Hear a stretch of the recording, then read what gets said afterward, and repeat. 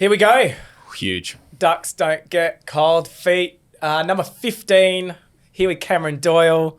I'm a fan of Cameron's. We've actually known each other quite a while, and it goes back to the early days when you were doing some stuff at Red Bull. Yeah. You were doing some video editing. And I really wanted someone to do some edits, and that's how we ended up meeting. Yeah, it was kind of a weird sort of salesy commercial way of meeting, which is not normally how I meet most of my bros. But yeah, 5 years ago? Yeah. Yeah. Yeah, it would have been 5 years ago. Yeah, you were doing all your drone stuff, and you wanted someone to kind of cut some gear. So here I was. And then you got addicted to drones. Yeah, I know. You handed my first baby, which I named Karen, for a bit of contra work. And I was obsessed with it for a while there. I haven't flown for a bit, but I haven't got into FPV drones though. That's what you got me into, but I was like, that's cool, but I never actually flown them before. Yeah, so cool. I mean, the FPV drones, I actually sold them because I was fearful I was going to kill someone. Like, you watch the guys on TV and they make it look so easy, and to do it in real life is so hard. There's so much skill and talent. Oh, mate, I still follow a bunch of pages, and I'm like, I watched literally just before we jumped in here, I watched someone fly in between a bridge, as in like not underneath the bridge, through like the cabling system of the bridge, above cars and all that sort of stuff. And then I noped out of it straight away. I was like, this is too much for me. This is too much skill. So. And for me, that was it. I had to sell them. I had an incident. So I had an incident. I was in South Parklands there, on the South Terrace, and I was flying. And I had this theory that whenever I lost where I was, I just went up, and I would generally be able to hear where it was. Yeah. And I zip it around, like dive bombing this high off the ground, and I lost it. And I was looking, and I couldn't hear it. It went zit, zit, zit. And anyone knows it drone. And it kept on going, and I could not find it. And in the end, it went over to a certain old radio station building. So it was SAFM. Yeah. So the old SAFM building, and it smashed in like straight onto the ground. And so I had nothing in my headset, and I was walking around looking for it. And I could see a car, and I could see a car parked, and I was like, oh my God. So I ended up walking not all the way, but down Green Hill Road looking for, and where there was a drone, didn't hit a thing, landed in between a wall and a car. It survived. And I picked it up, and that was it. I said, I can't do this anymore. I'm going to kill someone. What did you sold the drones? Yeah. Yeah. Sold them. It was like when I first got your drone, because it was an older boy. Phantom. It was the Phantom 3 Pro. 3. Yeah. So, and it was a couple of years after they made new ones. The 4 was out and all that sort of stuff. But I was flying. I think this was not legal at the time as well. Around a church with a wedding. So a mate was like, "Can you just film some drone stuff? I'm going to do all the video. No worries." And I lost control of it like that. And when the same thing as what you were saying, and then I just flew straight up. When I regained the vision in the phone, I realized I was about not even like 30 centimeters from the church itself. And if it hit the church, it would have landed straight on as the couple were walking out of the church. And I said to myself, I think I need to spend a little bit more time learning how to use this drone, because I'm going to do exactly what you did and ruin a wedding or something else. Well, hey, Ollie, how's your flying session go last week? Lost control, got caught in chains and fell to the ground. Hell yeah. I think you've got to go through like that sort of period of, I went from like being very, very cautious of it, and then like the first couple of flights, I was like that. And after that, I was like, I'm so good. I'm the king. I can be a pilot. And then you go a bit too overzealous, and then you start crashing into stuff, and then you go, I should pull it back.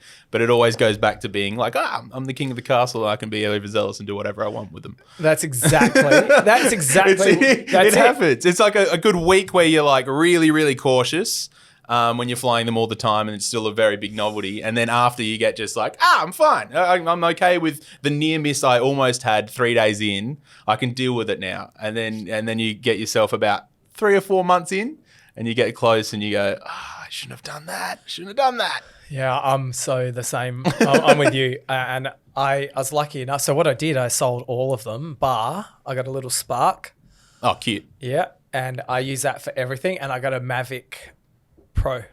Yeah. So they're the two I have, and I use them depending on when I need it. I love them. The aerial footage of drones, you can't beat. It is nuts when they first came out. I'm glad at how they're getting used now, because there was, in 2000 and when they became like DJI became mainstream, like 2012, 13, 14, and everyone was using them. You were watching like travel edits and all it was drone gear. Yeah. And it got so boring. Like just every single edit you'd see was just drones of the same, like down shot. And you're like, oh, this is cool, but give me something else. But I'm glad that everyone's kind of gotten over that. And they're moving more into either FPV or just actually using all their gear and their kit. So you're a photographer, videographer, storyteller. And, to see the use of a drone for videography, it really does make material. It can make material look spectacular. Oh yeah, it's so good for those little shots that I think the way you use it is important. As in, like I said back in the day, people were overusing it. They're bringing it back now, and I think it's important to use it sparingly in a way that if you, as not as like a last option or resort or whatever, in a way that is really gonna. If I put the drone up here, it's the shot that I'm not going to be able to get anywhere else. Because I still enjoy like a camera out of a plane window or something like that as well. But if you can get the drone in a way that you're not going to get any other shot, I think go for it. And that's when it really adds the spice to your edit, as opposed to just doing it completely drone gear. Because that's all it is. It needs to be. And let's face it. If we're going to start talking about videography, which I was trying to hold out here, we can go wherever you want it. So I believe, like Cameron Doyle YouTube channel. Your editing skills are exceptionally good. Oh, thanks, bro. I believe the content that you produce, what you do for Australia, what you do for South Australia, is such good content that I can't believe you don't have 100,000 subs. Yeah, the last year I've chilled out on posting itself, but yeah, there was a time there where I used to get very frustrated, and then I have people like yourself in the corner and go like, "Why don't you have all the subs?" And I'm like, "I don't know, man. I'm not gaming the system. There's no like hot girls' bums coming out of pools or something like that. I suppose it's someone with 110 kilograms of twisted steel and sex appeal on his frame, like running out of pools. I don't know. But yeah, I didn't give up or anything like that. I just came to terms with, sometimes it's an algorithmically based game, and I didn't really want to play it. I wanted to do what I wanted to do on all of my socials and go from there. So with regards to sex appeal, selling views, do you want to elaborate on that a bit? Because you are right. I'm not saying my content's brilliant, but we can blame Ollie if it's not. But the reality is, if you are showing some tits and ass, hot chicks, chicks at a pillow fight, like, you're making great con. Yeah. I think it's just an easy hook. As in, like, if nothing else, sex sells, so you just add some hot chicks in there. But if you're actually making content that is engaging the whole way through without all that stuff, without even using drones and all that sort of stuff, and you're actually pushing the story, and that's the main thing, I think that's more valuable, which is why I guess I don't have 100,000 followers. I've only got 5K on my YouTube channel and all of my other things. But yeah. Do you think that people overdo it in regards to trying to do the sex sells? Because it's the same. It was like the old days when, they used to say sex sells. Yeah. And now this day, more modern, anyone can do it. Ollie posts videos of his mates or, around the pool and, or wearing short shorts and stuff like that. That's what gets, clicks, doesn't it? Yeah, I think like with like 5-6 years ago as well, I keep going back to there because that's when I really fell in love with YouTube and whatnot. You really saw like influx of all of that clickbait sort of generation of YouTuber coming from places like Vine, like your Logan Pauls, your David Dobrik's and all that sort of stuff. And you see the thumbnails from back in the day. They're all like, oh, I can't believe she did this with the girl with their bum out and he's really close. He's probably topless or something like that. I just use Logan Paul as an example. I think they just come from that because you've got to hook people within the 7 seconds. And if you don't, with all of these crazy action Michael Bay sort of explosions and hot chicks and slow-mo and all that sort of stuff, people are going to get bored, and it's made people want that even more, I guess. Yeah, I mean, are we talking about South Australian people, the Raka Raka boys? Oh yeah, they're I think they're the Hannah Montana best of both worlds. Jeez, I butchered that. But do you know what I mean? They're so good at editing and storytelling and all the craziness that goes on. It doesn't necessarily need all the sex sales, but then they just happen to, I don't know if they still are because I haven't watched it in a little while, be dating one of the biggest porn stars in the game. And also, the cousins, she's a rigoramus. She's hot as well. So they use her and she's happy to be used for that sort of thing. And it all comes together in this beautiful, just chaotic painting of craziness, because they produce such cool content. It's nuts.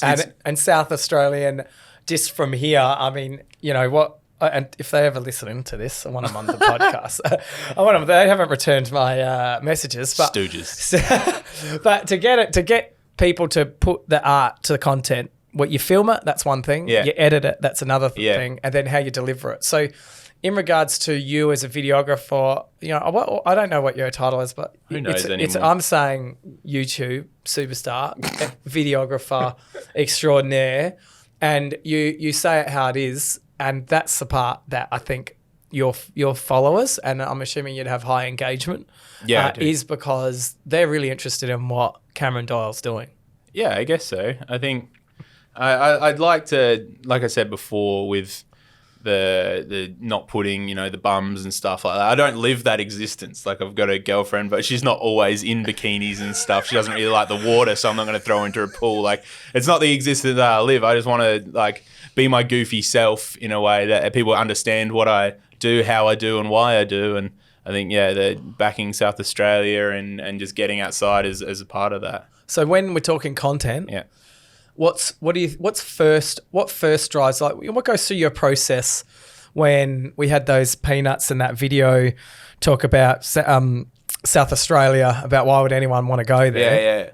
So when you sit there and go, you know what, we've got lots of cool stuff here. What's your thought pattern in producing that piece of content that you eventually did in the end about this is why? Yeah, I won't go too. I'll go. Let's go all the way back. Yeah, how do you actually plan your vids? Because if anyone's listening or watching, they might want to see how you go about planning your vids and how it's far more calculated than, here's my camera, I'm filming, I'll edit that. Yeah, I've done the vlog thing and it didn't really. I did the daily vlog thing and I didn't like it, and it's not what I wanted to do. I think it was the first one of those backing Adelaide videos I did in 2017. I think, and I just saw a bunch of people saying how Adelaide was, you know, a boring place. There was nothing here, and it made me think about, like, anywhere. Like, I've been to LA, and I was talking to people in LA. It's like, nah, man, I don't like being here. There's nothing like popping where I'm living. I'm like, you're in LA.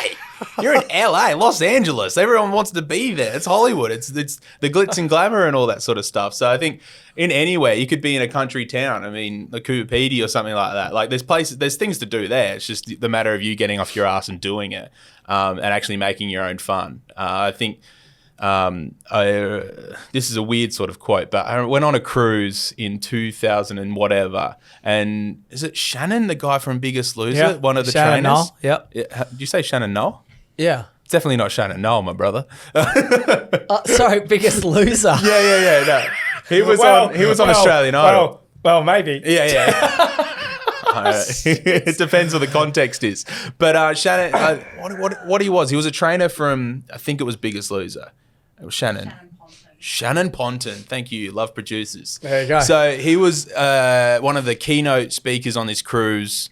And he said, I think his wife said to him, what a you're always doing something. Why are you always doing something? You live such a crazy life. I wish I could do that, even though it was just his wife. And he said, well, if I got 15 minutes, I'd rather go grab my skateboard, go whiz around the block and go, take a photo of some sunset or something, as opposed to sitting on my ass and watching Netflix. Yeah. And I was like, oh, that's great. That's a great sort of thing. That really stuck with me. And so ever since then, when someone said, oh, there's nothing to do here, I get really offended, like silly offended, because like Adelaide or even like Pornalunga or anywhere in the world has got something to offer, unless you're literally in the desert with nothing to do. And even then you can probably, I don't know, run, just do something, get caught in between a clave. Yeah, sure. Lose your arm. Yeah, do that. Make a movie, 127 hours. Yes. Yeah. So for me, You do go to you were involved with a South Australian tourism project. Yeah, I've done a few things with that. Do you want to talk us about the latest one, which is the one I don't know if we're talking about. I don't know if is it the latest one? Yeah, the latest one. I actually rang you. I sent you a message. Going, man, this is gold.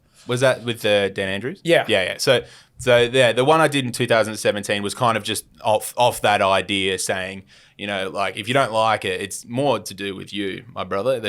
I hate it when people say there's nothing to do in Adelaide because there's someone to do everywhere. Well, I think you said Adelaide is dull and boring. Don't bother to visit. Something like that. I use that clickbait all the time. So the passionate South Australians can get on board and they go, actually, there's things. And I was like, you didn't watch the video. But yeah, no, Dan Andrews said, the quote was taken out of context. He said how basically the same thing as I'm saying about SA, he was saying about Victoria. You don't need to cross the border to go and have fun because there's plenty of stuff to do in Victoria. Yeah. But I can't remember who took it out of context. And that blew up, and I was like, no, I'm going to have a bloody discussion with you, Danny And. And just so the process is you find that or you get tagged in it and whatnot, and you're like, well, you know, I'll list 3 or 4 great examples of things to do in Adelaide, or silly quirks, because about shit Adelaide and whatnot. We're full of our weird, wacky and wonderful things. Yeah. So show a few of those. Say, you actually, no, you're a bit of a nuffy, and get out of there. So that's literally the way I write a script. So I'll write the script, film it. I filmed that about 4 times because my microphone kept stuffing up. So I did it, imported it into my computer. It stuffed up. I did it again 4 times. It's still got a bunch of shares. So how good? My effort was worth it. But so I saw that was going viral, and Stephen Marshall did a video as well using another South Australian creator, Elliot Grafton, like a bunch of his gear. He's amazing. That footage looked awesome. He's going on to the edits of like drones and stuff like that, and like pretty girls going out of pools and stuff. He's the best South Australian at it. I think he's an absolute jet. But that's just not my way of creating something. I wanted to do my own thing, which is being loud and wacky and well, I think it's you. Yeah, it's more me. It's more authentic. I don't have that footage like he has because he's better at that than me. So yeah, I'd rather talk about how the Prospect art installations look like Italian droopy hands, like this sort of thing. I don't know if you know what I'm talking about. Art is in the eye of the beholder. Yeah, well, that's right. It's like the banana on the wall, right? Well, we talk about the new logo that they produced at the cost of $10 million. Like it's a terrible logo. It looks like a virus. Yeah, sick. Love that. So if we talk about content that sort of worked, one of your big videos was playing tennis. Yeah, on South Road. I would say that would be. That's the start. Sorry. Start of getting. Well, that was the biggest day of my career so far, I reckon, because on that day I just left Red Bull. It was the start of 2017, and I was like, I don't really know what I'm doing here. The job that I had at Red Bull was a student brand manager, so I went to all the different places around Adelaide Uni, just being the guy on campus that has the Red Bull. Went to parties. Yeah, throw Red Bull cans. It's not as glamorous as it sounds. It's more just like being a tiny micro marketing manager of one specific area. Because I was into marketing at the time, and I landed that job, which was really fun. I loved it. But quit that because I wasn't going to university anymore. And I was like, what do I do? I don't know. So I was, and this is a good segue to doing what I'm doing now, because for a couple of months during the last year of Red Bull, I was volunteering at the radio station Fresh. Not really having any sort of aim to do much in it. I was just helping out the guys, Ben and Liam, who were on air at that time before they went to Triple J, which is in 2017. So I was helping with their videos, not really knowing what I'm doing, just left Red Bull. So I was still helping Fresh or whatnot. And this, the South Road had closed because one of the overpasses was leaking rocks, essentially.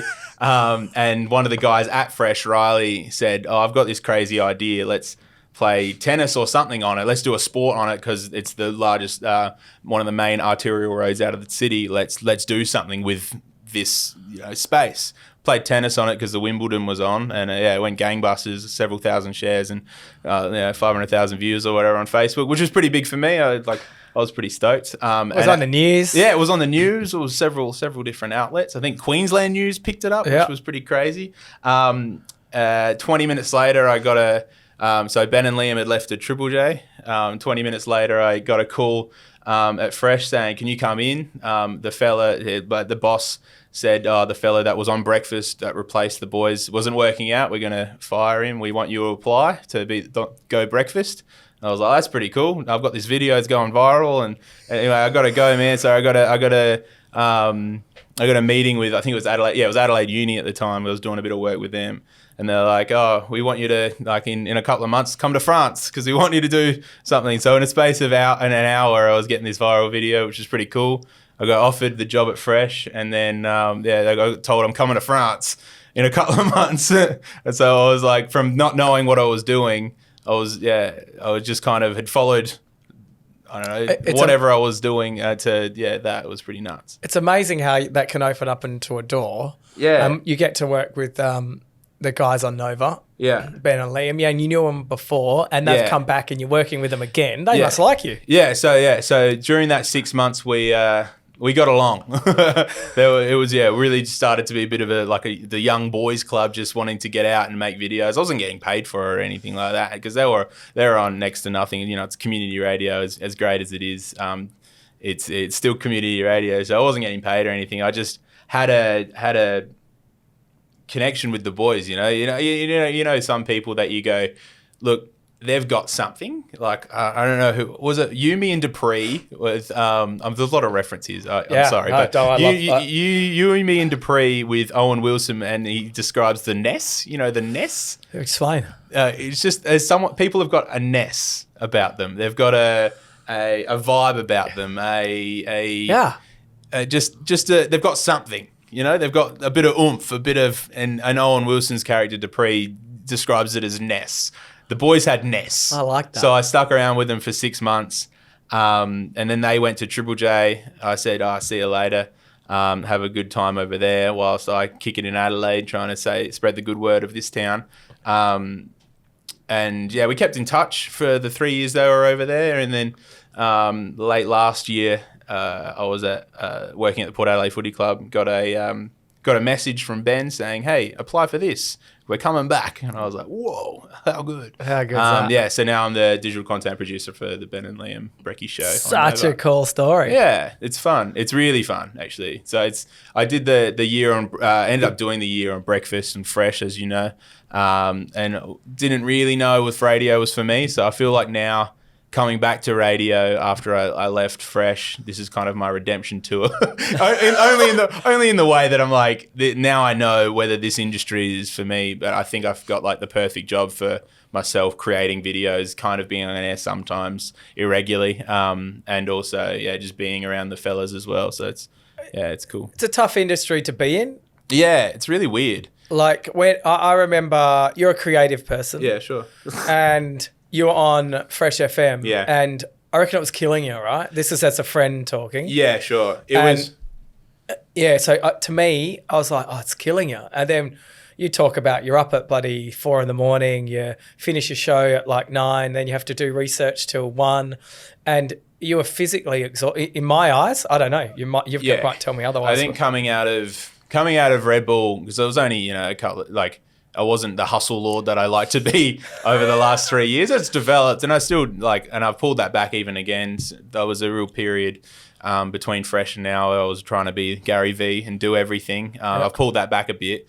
But yeah, I threw myself into the deep end in breakfast radio, and again, even though it was community radio, it was full on, and I didn't really know what I was doing. I was normally the larrikin amongst all the pals, but going to that and everyone says, "Oh, it's just talking. You're just talking on air." There's a lot of technique to it, and I was frustrating the boss a lot, which got me down. And then the co-host kind of got grumpy at me because I wasn't getting it, if you know what I mean. Yeah. So it was. I did not speaking out of line, saying that they kind of got a bit angry at me at times where I could have stepped up a little bit more and not being the dude that I try and be. It was in my career. It was definitely the most stressful time that I've had, which is weird to say because it's breakfast radio and it's like a dream job, but it was definitely like, holy shit, this this is hard. Yeah. This is hard. And you know, I didn't want to do anything. I used to spend a lot of weekends just on the couch, literally just scrolling through stuff. And like, then I wouldn't get content for the show. So then the guys would be even more angry because I didn't have any content. So That's my a spiral. co-host would just have all the content, and the boss would be like, "Where's your content?" I'm like, I don't know, man. Like, stuff. So I lost my way a bit. Coming out. So it's weird saying it now because I recognize what it was, but there was a period there where I was like, holy shit, I'm not being myself at the moment. And a lot of people, even though we don't talk every day, you knew it, and like a lot of people did. So it was pretty rough. It's like you know, you talk about terminologies of a creative person. Yeah. It's like grabbing a bloke that wants to bang everything and say you're getting married. Like, you know, like the lion in you know, it's trying to tell a lion not to eat its prey. And I noticed it. And for me, when you're doing things you love, you don't believe it's work. And when you watch your content and how you interact and what you say, you know, you did that walk around the Torrens. Now, I can't remember the ins and outs of that bloody video, but you, Kath and Kim do this walking. That was, I just, as context for that, I was trying to lose weight. So I tried to run 5 kilometers a day for 30 days, which I did. And on one of the last runs, I was like, I need community engagement. I want people to get around it. So I was like, I'm going to power walk around the Torrens so any ability can do it. And then I was like, who's a famous power walker? John Howard? No, Kel Knight. So yeah, we all, and that took off weirdly. Yeah. That took off. That was one of those things that I made an event for it, power walking around the Torrens River like Kel Knight, and like 4,000 people said they were coming. I was like, all right, like 50 people rolled in, which was still too many for a power walking around Kel Knight extravaganza. Pretty narrow track. Yeah, yeah. It's what it was. Yeah, a bit of fun. Made a video out of it on my birthday. But yeah, no, there was. I think every creative kind of goes through that point where you kind of not fall out of love with what you're doing, but you're just like, holy shit, I've hit like some sort of roadblock, and I'm involving people that, you know, I don't normally kind of involve in my things, and I just felt myself not being as creative and excited every day as I'm used to, and it kind of really threw me out of my whack. So new age media, like, you know, gone are the days of just sold television, watch the news, like, you know, things are happening live as they go. Yeah. You're a modern day storyteller. Sure. You've been filming yourself for quite a while. Yeah. And have you always been creative in regards to, like, when you're at school, were you creative, or you one of musically? Okay. Yeah, I started with that. So I like picked up a guitar when I was 10, and my dad had my mum bought my dad a guitar for his 40th or something like that. I was 10, and I just, even though he's left-handed, so it was all strung the wrong way, I just kind of got it. And I was like, what's going on here? I'm playing a song. Wow. And then, I wasn't shredding or anything like that. I just knew what it was sort of. You're no actual. Yeah, I didn't look like a goober behind the strings.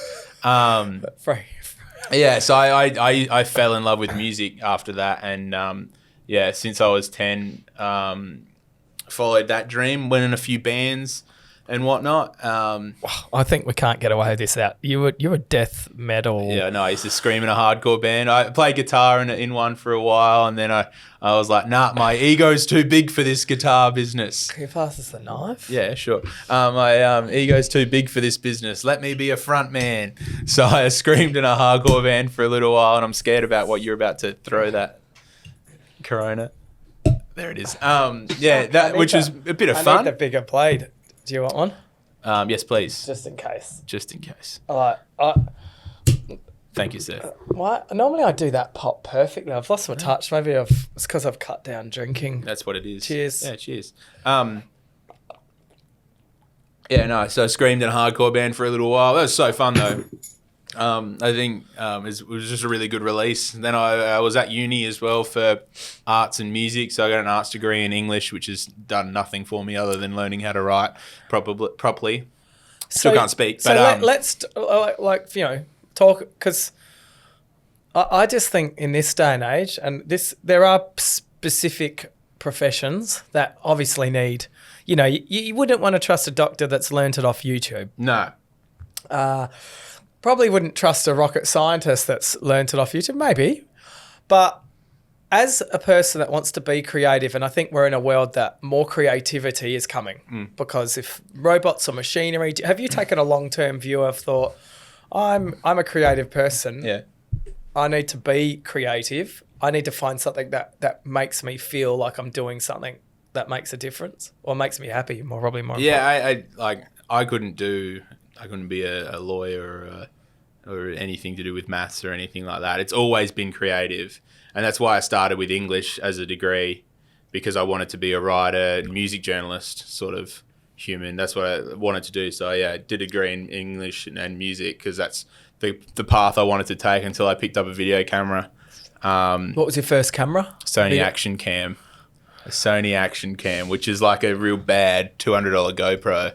My parents gave it to me for 2012 Christmas, and went to a trip to New Zealand a couple of months after that and never looked back with the videos. So, Mate, they've come a long way. yeah, there's that. You can see that video still on social on a different Cameron Doyle YouTube account, and it's not bad. It was just a little bit better than everyone else's GoPro videos over Avicii levels with their, like long Europe shots of them and the boys, and it's just like 30 seconds of them walking through some old town that gives no context. And I was like, I could do better than that. So I went and I think I did. But yeah. So you're picking this up. You're at uni. Yeah. You've got, what did you do? You did a bachelor. So Bachelor of Arts. Yep. And I started that in 2011. Yeah, At the University of Adelaide. Adelaide, arts and music, and then before that, during my gap year, I did a audio engineering thing at SAE, which is Was that useful? Yeah, so and I don't know if you're trying to work into the question of as a creative, you should be going to these things. I'm just Yeah. So I useful in the way that I learnt and met heaps of people. Not useful in actually teaching me shit that I learn on the job. The SAE was probably better than the music degree I was doing in the way that for practical skills. But the diploma of sound production. Yeah, good Googling. That's it. So I don't know. Yes and no. I think uni's definitely important. Like you said, you can't get your doctorate off of off of YouTube, but what I do now, I definitely only need YouTube for, and I've only ever taught myself video stuff from the YouTube and whatnot. But I learned heaps of skills, life skills. I got out of Victor Harbour, which is where I was living when to go to uni. So it kind of was a catalyst for getting myself out of that small town brain. Were you filming before you did that? Nah, Yeah. not in Victor. Yeah. I did one young 14-year-old how good am I edit with my friend, but it was never any good. I don't know if you've. Ollie's probably done that if he's filming on the regular. When you're really young, you pick up your first camera and you just film you and your mates playing basketball and riding a bike, and it's never any good. But I think everyone does that. I did that, but it was I would never release that. It was just crap. Ollie rocked up to a job interview with his hard drive of all of his work. Didn't work. It didn't work. So in the end, I said, "This is bullshit. You must have put something up on YouTube." And I made him look up his name, which he didn't want, and it's him and his mates at partying, and he edited it, and I went, "All right, you got the job." He was like, "Oh my god, I can't believe I'm watching this shit." He was embarrassed, and I'm like, "Mate, you need to come a little bit better in the future." But to me, there's something there, Ness. I haven't quite thought of it about him, but there's something. He produces something because he enjoys the more film making side. Yeah, and that's I see you do that, but you've taken it another step forward. Yeah, I like being everything in front and behind the camera. So I like being in front. I like being behind. I like knowing what's going on. The directing side of it, the audio thing, the writing thing. So it all kind of even though I don't do heaps of writing anymore, only the little articles when the boys post a video, I make an article for Nova. But it all amalgamates into this weird sort of energy, and it comes out mostly the time on YouTube or through Ben and Liam's content. And I learned a lot of that through uni, a lot of it through YouTube. I think it's just however you learn. If I didn't throw myself into uni, I don't think I'd be where I was. I am now. Yep. I needed that as a stepping stone, because I was at Liquorland for 4 years, just like living for the summer, where I like and having a bunch of fun there and not really doing anything. You know what I mean? So, in regards to YouTubers, Yeah. you obviously follow a few. You've got your mate that's the BMX, right? The jumps. Greg Barling. Yeah. One of the greatest men ever. Yeah. And your video to talk about that, which obviously made you meet him. And it all starts, I mean, that's the thing about this world. You can just send someone a message. They might respond and they might not. Yeah, this is the thing. I think that's what I love about YouTube the most. Because it is like, was it 6 degrees of separation, or it's like it really isn't that anymore, like with the YouTube, and it's a very Gary Vee way to look at it. But like, you can DM anyone, literally anyone, and they'll either respond, or you can get a job through it, or all that sort of stuff. So yeah, this guy that I found and on YouTube recommended, who was the dirt wizard, I like to call him, because he makes dirt jumps in his backyard, and they're really, really cool, as opposed to the crappy dirt jumps we've all tried in our backyards. His are like, it could probably be like the warm-up jumps for an X Games. Yeah. He's nuts. Made a video about it, then drove to Mildura where he lives and met him, and he's a jet. I've done that with heaps of different people. Like, there's a whole crew in Sydney who I used to admire back in the day before I started really creating myself, and yeah, got to meet them. Now they're really close friends. Like, we went to cruises together and overseas. You did a YouTube con or whatever? Yeah, I've been to VidCon with them and all that sort of stuff. Like, it's so good for that. And they ask the same questions as what you've been asking. Like, you know, did you study it or anything like that? Just like, it's kind of vibes. You just, pick things up. I watched a bulk load of Casey Neistat before I started. Bulk load. I would say he's still like the creme de la creme for me. Like, even though storyteller. Yeah, lost his way, but he's the epitome of like the best camera you have is the one on you, or whatever the saying is. All that sort of stuff. Just grab it and shoot.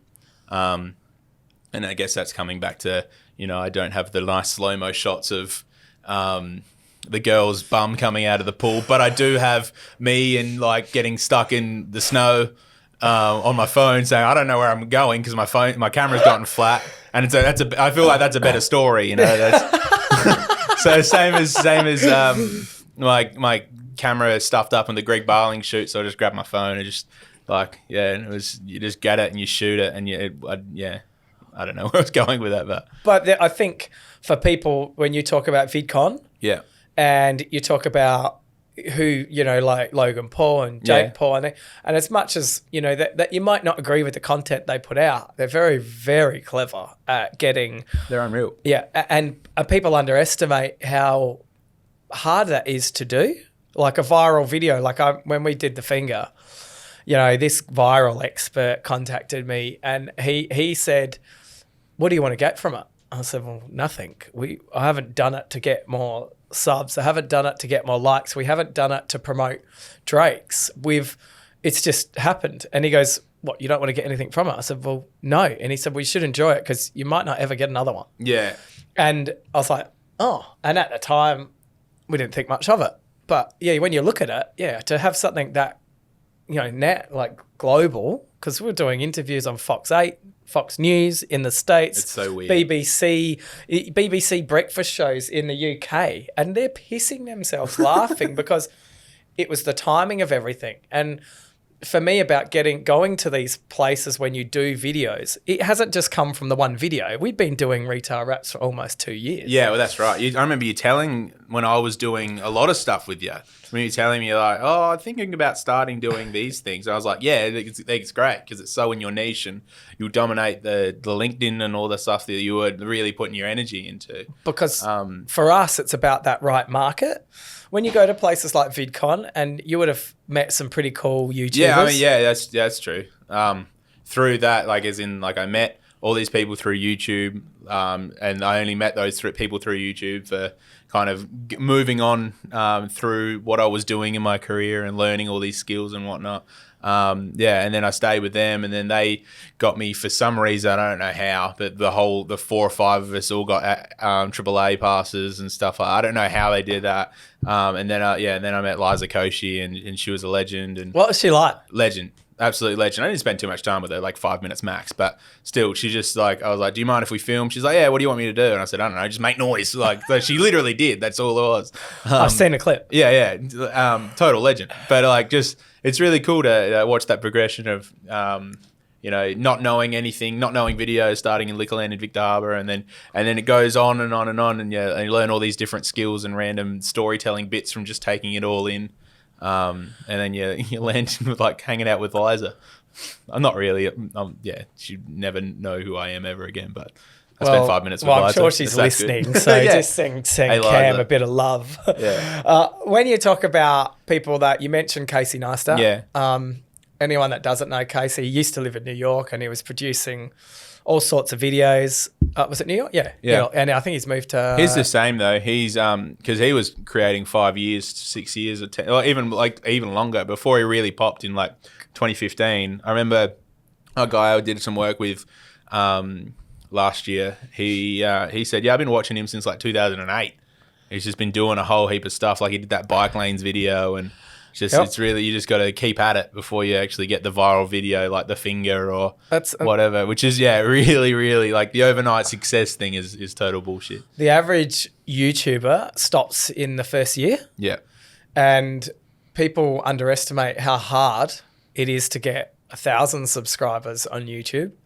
And I think everyone thinks it's easy and they watch someone that's got millions. And it's fair to say the more subscribers you have, the more you get. Oh, it's a big snowball. Like it took me ages to get to 1,000. And if I posted more regularly, I'd have way more than I have now. That's my issue now that I've got like 5K or whatever. But it's one of those things you start, it took me ages to get 100, ages to get 1,000. And now 5K has come all right. And then hopefully next year, 100,000. I don't know. But that's how it works. I got some mates do the 0 to 60 channel and they literally time anything that goes from 0 to 60. Yeah. And I can't believe no one was doing it on YouTube. But they've got a point of difference. They're two brothers. They get on well, but they're being themselves. Yeah. And it's hard to be themselves if like in supermarket wise, where you got to create something a little bit different. Well, that was very naughty for you in a supermarket industry, giving the finger. That's like, you're not used to seeing something like that, let alone the face of the company who's on the ads and stuff, given the flippy bird. Well, and rightly so too. I think it was a fair enough. But when people are producing their content and telling their story, I think it's a lot easier to tell a story if it's totally authentic. Yeah, well, I don't know another quote, but it was like, you're always going to eventually show who you actually are. Yeah. So you see like Jake Paul, and it's like you said before, like everyone knows he's a bit of a goose now. Yeah. But he started off so good.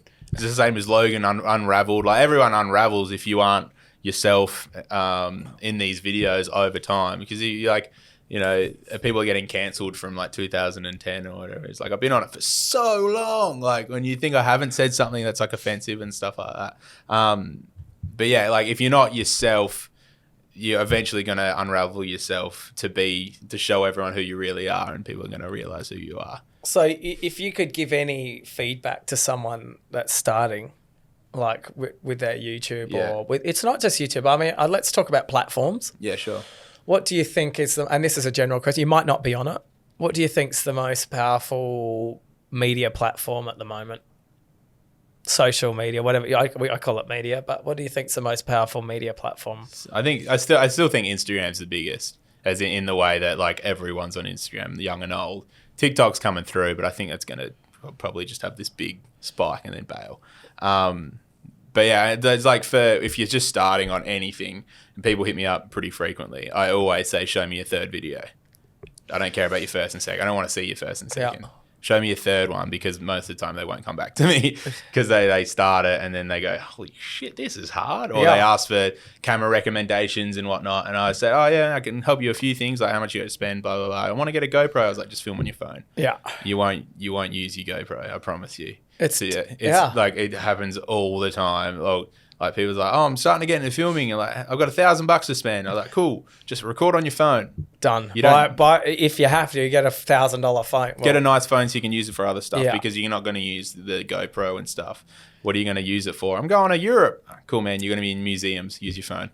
like most of the time, especially when you're 2 weeks away. And I'll still say the same thing with like, show me your third video, because they'll make the first one, they get really excited, they get, the 700-800 views on the first one because all their friends are like, holy shit, someone's doing a new thing, that's cool. And then the second one, it takes 2 weeks or something to get the next one out, and not as many people watch it. Yeah. And they get disheartened and then they like give up. So I'm like, if you can show me your third video, I'm like 100% with you. I'll help you. I'll help you with anything you need. But until you show me your third video, I'm not gonna help you. That is so. I mean, that is the best advice, because that's exactly what happens. And all the time, it happens like really frequently. I would say like I get one at least every fortnight, which is a lot of people wanting to create things when you like, that's what, 26 people a year, which is like a lot of new creators if they want to. Well, I think new creators, I think it's a strong, it's definitely you're going to have to be creative moving forward. And 40% of jobs now won't be around in 10 years time. Sure. So creativity is extremely hard to replicate from algorithms. Yeah.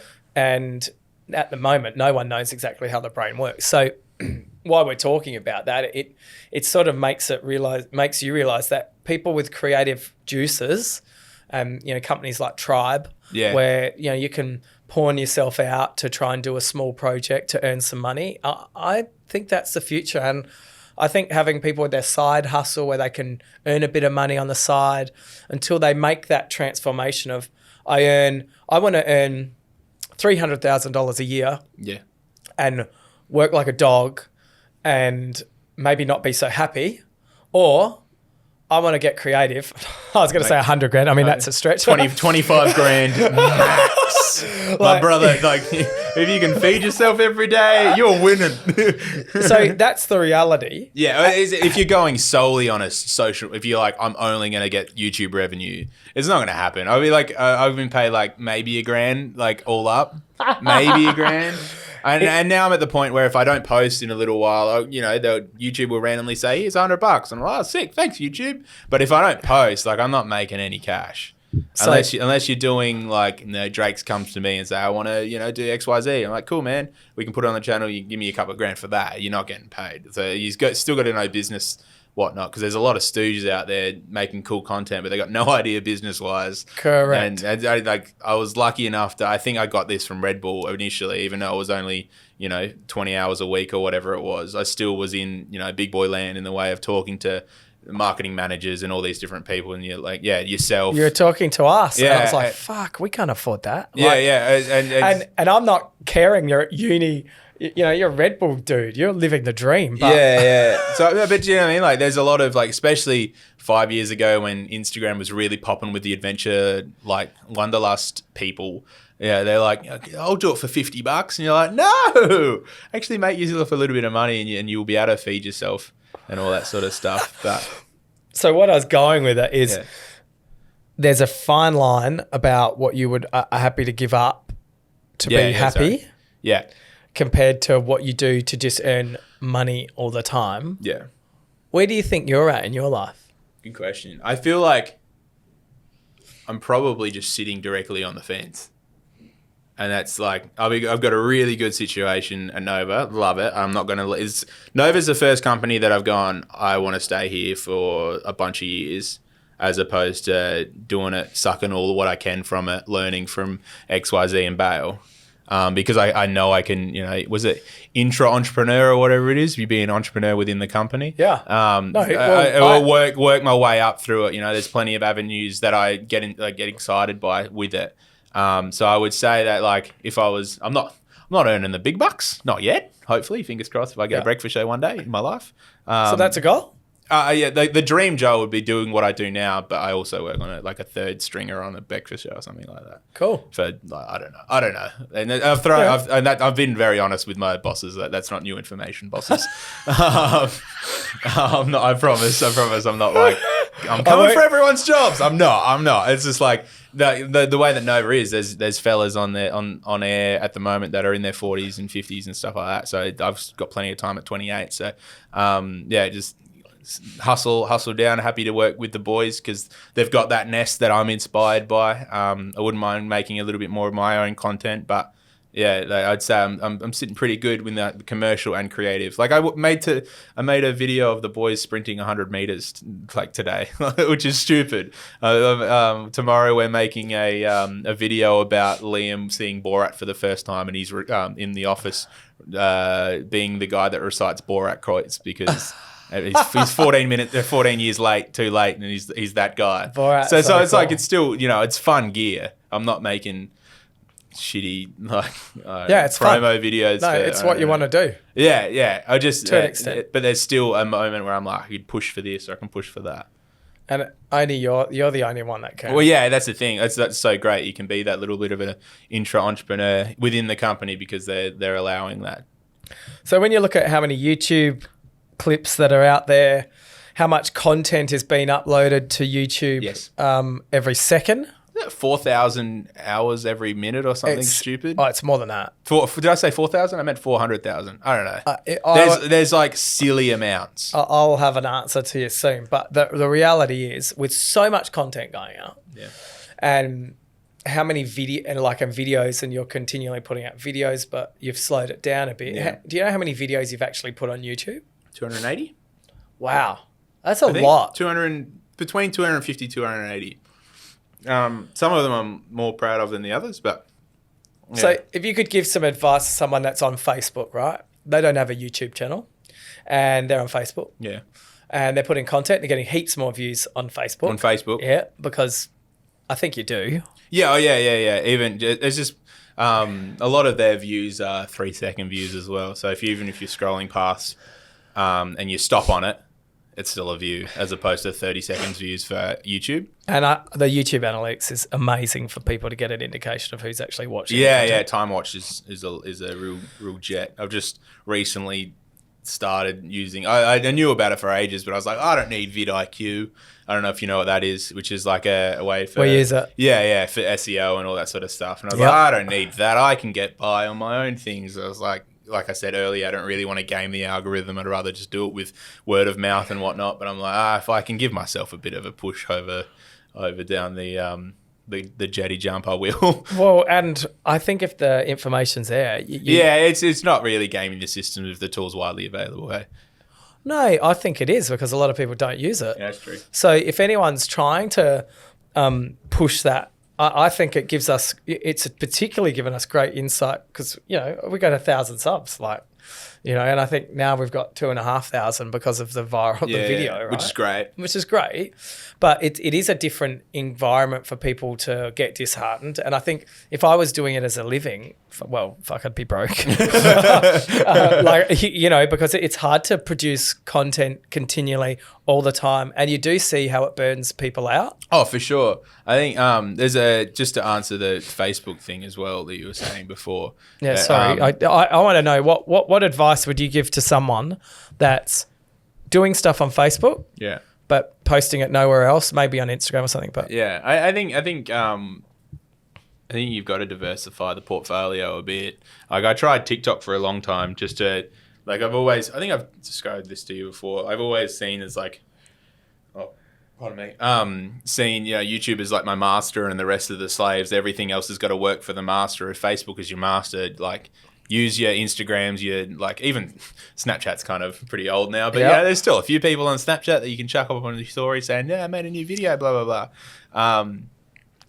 You got to get, everything. If you've only got one master and no slaves, you're not going to get much business done. Correct. No, it's just harder. You're making your net a little bit too small. Even if it is, you just got to work out using your tools like your vidIQ on YouTube and stuff like that. If it's a little bit more clickbaity or SEO heavy for your YouTubes as opposed to the Facebooks, and so you still should be on most of the, if not all of the socials, as an encompassing thing. So you don't be a YouTuber, you be a social media person. I don't want to say influencer because I hate that word. Yeah, it's just real cringy because everyone just jumped on it, and I was like, I'm not like that person. I don't put myself in that box. It's weird, influencer. I get in trouble because when I love something, I love it. Yeah. And I'm passionate about I know that. If there's anything I know about John Paul Drake, if he likes something, he does it. Yeah, and I'm like, I'm happy to talk about things that I feel have made an impact on me. That's and- influencing. Yeah, I know, Yeah. but I get these guys here look at me when I start talking about mushies or talking about life cycle.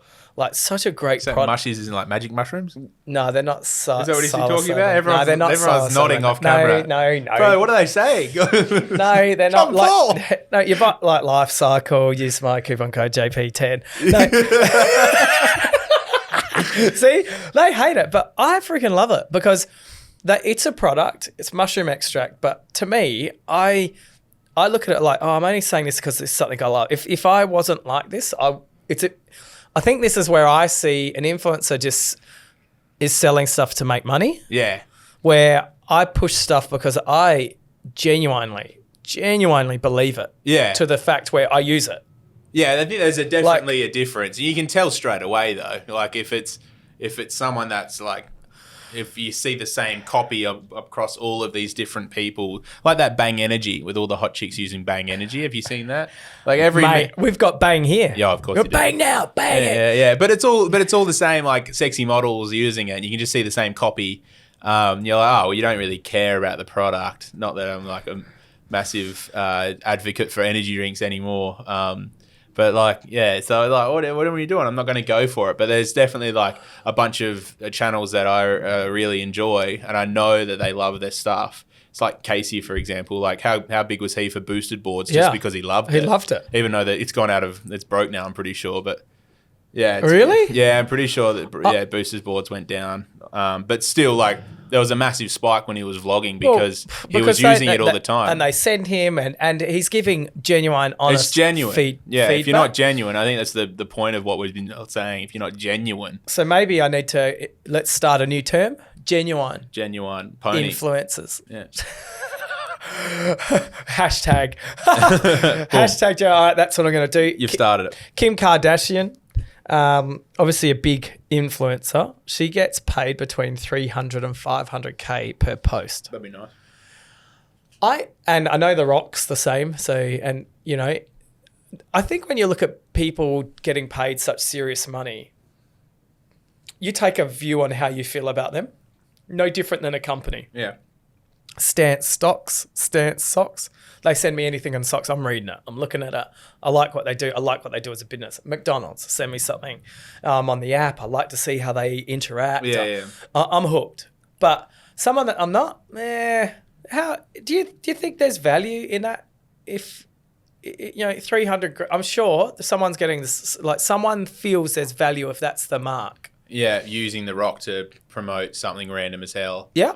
Tequila. It's water. It's one of those mass sort of recognitions, isn't it? What's the marketing term? I can't even. Brand awareness. Yeah. I think it's just like it'll just randomly be in the back of someone's psyche until they're ready to unlock that part and like, oh, The Rock talked about that, like that sort of thing. I don't know. It's one of those things. Like I've done a few, and that's why I don't do any influencer stuff because. And I say that with inverted commas because I'm not an influencer. Because some of the things that I have done, even though I am passionate about it, doesn't get crazy sales. But something that I wear just as because they give me heaps of free stuff. Shirts. Yeah. Breakfast shirts. Breakfast shirts. People hit me. It's not a party shirt, my brother. It's a breakfast shirt.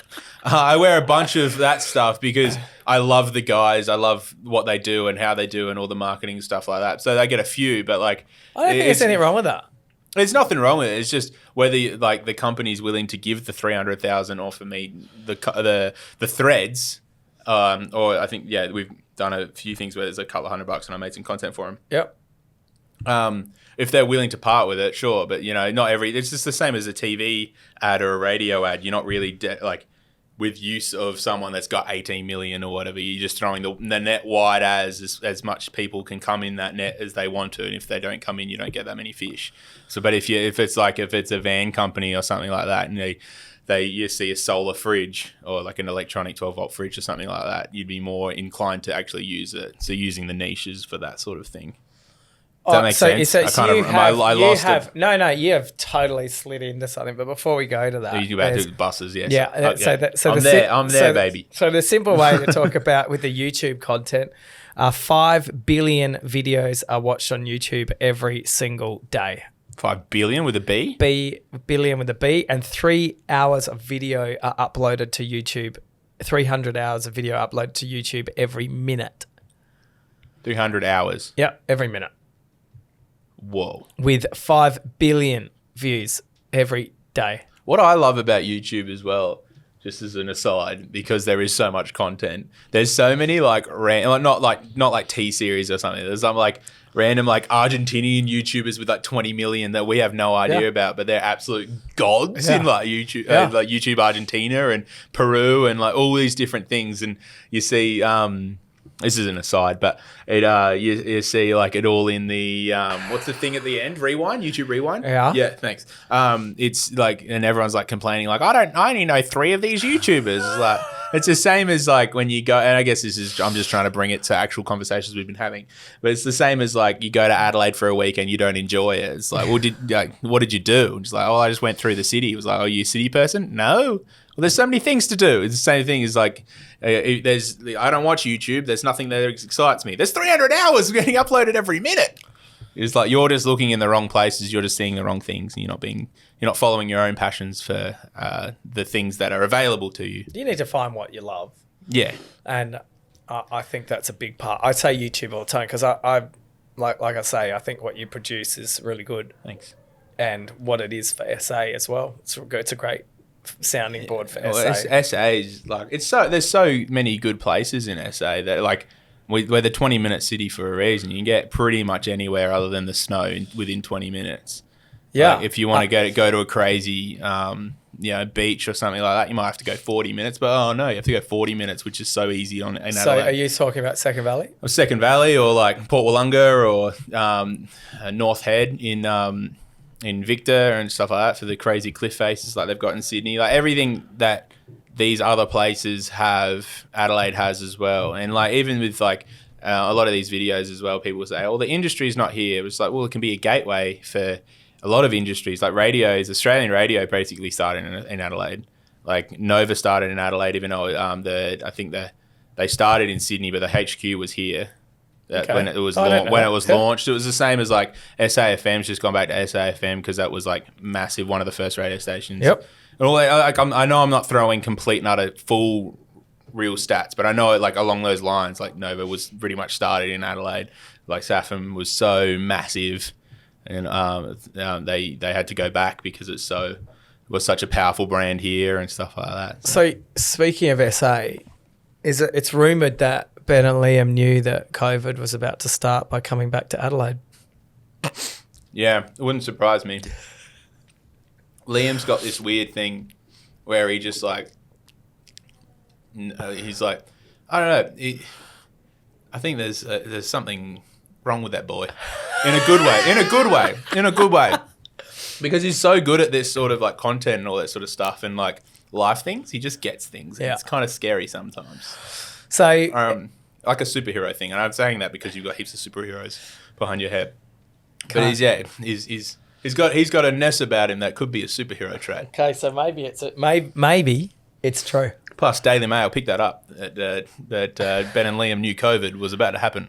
There you go. I think that's definitely a cut there. Talking about SA, favourite place that you have ever been to in SA? Yep. Because you've actually gone to a lot of places, obviously. Yeah, a bunch of places. Filming that you've had to do, and just watching you get a bit excited when you're doing some of your vlogs or some of your content. Where I mentioned Second Valley because it looks like you have fun when you go down there. I mean that's just one of those spots that everyone's got to go to if they haven't been a true SA, and if they haven't gone to Second Valley in the summer time and tried to jump off the medium-sized rock and then look at the top rock and go, no thanks, not today. I'm not that guy. Favorite places. I mean, like I'm from Port Elliot, so that's my mecca of everything cool places. I love that spot, and just because I'm from there, so I'm very much biased. But York Peninsula, I think anywhere in the York Peninsula, I just get excited by. There's so many, like just the sunsets and the sun. Have you been to the shipwreck? Just out of Corny Point. Yeah. Gorgeous little spot. Well, my auntie and uncle, he's a fisherman, my uncle, in Corny Point. And we used to get dropped up off there. And in fact, that's where I've had a extraterrestrial experience. Are you serious? But it wasn't with ET, a definite UFO. Definite. Can we take a quick aside? So they're in Corny Point. They're on the road in. Yeah. On the porch, eating. So, and I was like 10. Yeah. So, okay. So there's I wasn't drinking. There was you're on mushrooms. No mushrooms. Earlier. No mushrooms. No drinking. Like as a 10-year-old, I'd hope you weren't on mushrooms or drinking there. Jeebus. You know what I mean? Yeah. So if I sit there and see something that is so fast in movement, forward, back, no noise, relatively close enough to see. Yeah. And I don't know what I was seeing. And I look back at it now, and there's Really? my uncle's going. It doesn't move like anything else. It's way too fast. There's no noise. It's not a chopper. It's not slowly moving. Yeah, I definitely. It's definite. So you believe we're not alone? I 100% believe we are not alone. There's no doubt in my mind we are not alone. If you could go to Mars, would you? Oh, fuck, it takes 6 months to get there, Yeah, mate. true. Fuck it, I'd have to take my family and imagine all being cooped up in a fucking spaceship for 6 months. Yeah, If it that's was a true. big one. It's like a cruise spaceship. Like Cruise. Yeah, 6 months. Oh, look, there's Saturn, there's Uranus, there's fucking... There's going to be a lot of black for a while. A lot of black. Maybe they just put the shit on the screens and just pretend you're in the Bahamas. Yeah, oh my God, you're Yeah. 6 months away. I don't know. no. Would I like to go out of the atmosphere? Oh, for sure. I think going to the moon, it's only a couple of day trip. I don't know. Is it? Yeah. Yeah, mate. I know a lot about space. I'm into it. Yeah, right. So yeah. Favorite places in SA, right? No, your peninsula's pretty good. You know what I do like? There's this. This is like really bad because it's not really bad, but it's just a weird place that a lot of people won't like. There's this little place. My dad works in the mines in Roxby Downs, and like a half an hour out of Roxby, there's a place called Andamuka, and it's like all made out of like sheds and just whatever they could. No, it's not really, but like all the houses are made out of just like whatever it looks like, whatever they could find on the in the desert, and it's just the quirkiest little town, and it's just like. I think I'm attaching a lot of like just nice memories that I've had at these different places, but like for Port Elliot and Andamuka. But it's just like it reminds me of just like real wholesome, like everyone's sort of just doing things as a community and Andamuka. And there was like I think it's the Andamuka. Mum's gonna love the fact that I'm talking about it. There's the pub, Yeah. And there's also a sailing club. I'm pretty sure, which there's no sailing there because there's no water, but it's like this little cafe and it's really, really nice. And it's called the Andamuka Sailing Club. I think it's a sailing club. Oh man, I'm misquoting what it is. We'll but find it's just, out. Yeah, it's this really, really cool spot. And I spent like a couple of days there and I really, really enjoyed it. And the fact that they're just like these weird sort of houses constructed out of just looks like just like a couple of tin roofs and away we go. I love that sort of stuff. Oh. But yeah, I mean, there's cool places to go everywhere. Andamuka Yacht Club. Yeah. Is it? Is what it is? Yeah, that's one place. Yeah, it's big. Air Peninsula, love that. I mean, I spent with the SATC in Port Lincoln. Never been there before until I went there with the SATC, and that was awesome. There's so many cool little spots in there. That's awesome. Yeah. It is a great place. Yeah. Did you do the shark dive? I did the seal dive. Oh, fuck that. So you're near the sharks. Mate, Oh, you realise sharks eat seals. Do you realise that I'm a badass? That I didn't care. No, it was I think it was in like a little like off an island in an island. Yeah. So you go out. It can't be Seal Bay. That's where they hang out. The shark tour as well. Adventure Bay. It was like Adventure Bay charters. Were you in a cage? No. They took everyone. Jesus. Oh, well, could just make sure you're not on the outside. All for one for all, baby. Let's go. Shit. All right. No. Okay. Well, I'm sure it's safe. Yeah, no. I'm still here to talk to you. So Oh shit. No, yeah. So like, I don't know off the top of my head. I know that's a real broad question, but it's really thrown me, and that's not good. No, that's fine. No, so if we're talking about places around the world, Yeah.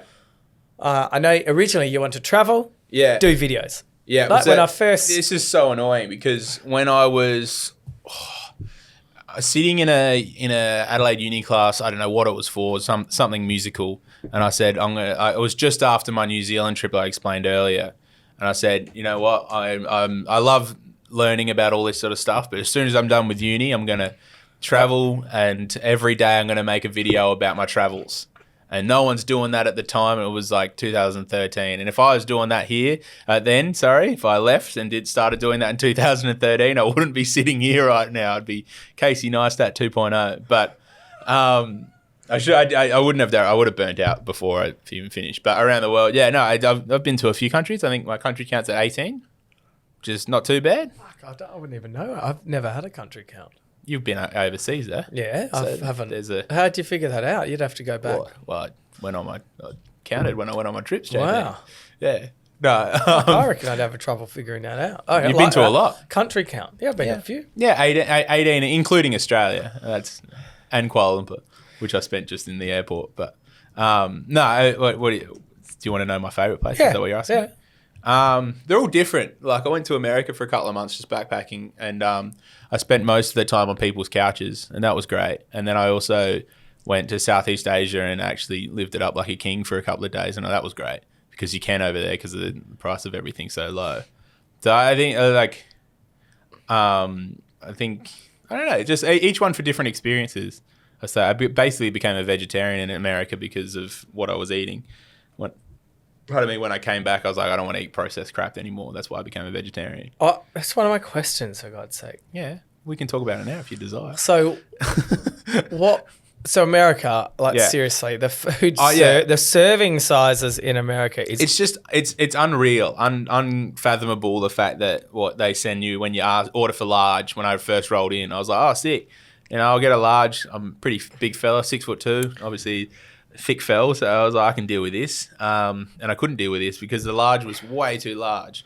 I don't know how. I mean, it speaks for themselves why they're so struggle with obesity over there with 330 million people. Oh, no, it's crazy. Doesn't make any sense. I watched a video that was comparing the sizes of KFC, larges in America, larges in UK. Have you seen that, Ollie? No. Yeah, it's a pretty recent video. This guy just literally just said, this is what a large looks like in UK. Here's what a large looks like in America. And it's like a family size, like a whole family could start slurping out of this Coke compared to something that was pretty a normal size Coke in the UK.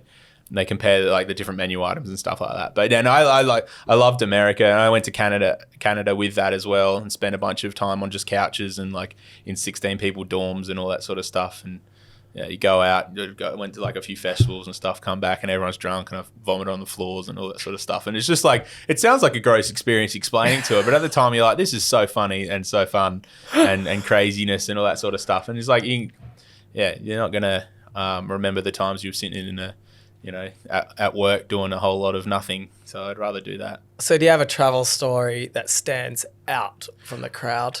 One of my favourite travel stories, and it's got to do with Adelaide, that it kind of, I'm going to preface the story with, it starts out like it's leading to some amazing place, but it kind of just dies in the arse in the end. Okay? All right. It's a fun... I'm curious. You're hooked. Okay, great. I was going from... Now, I need to get these places right just so my brain works.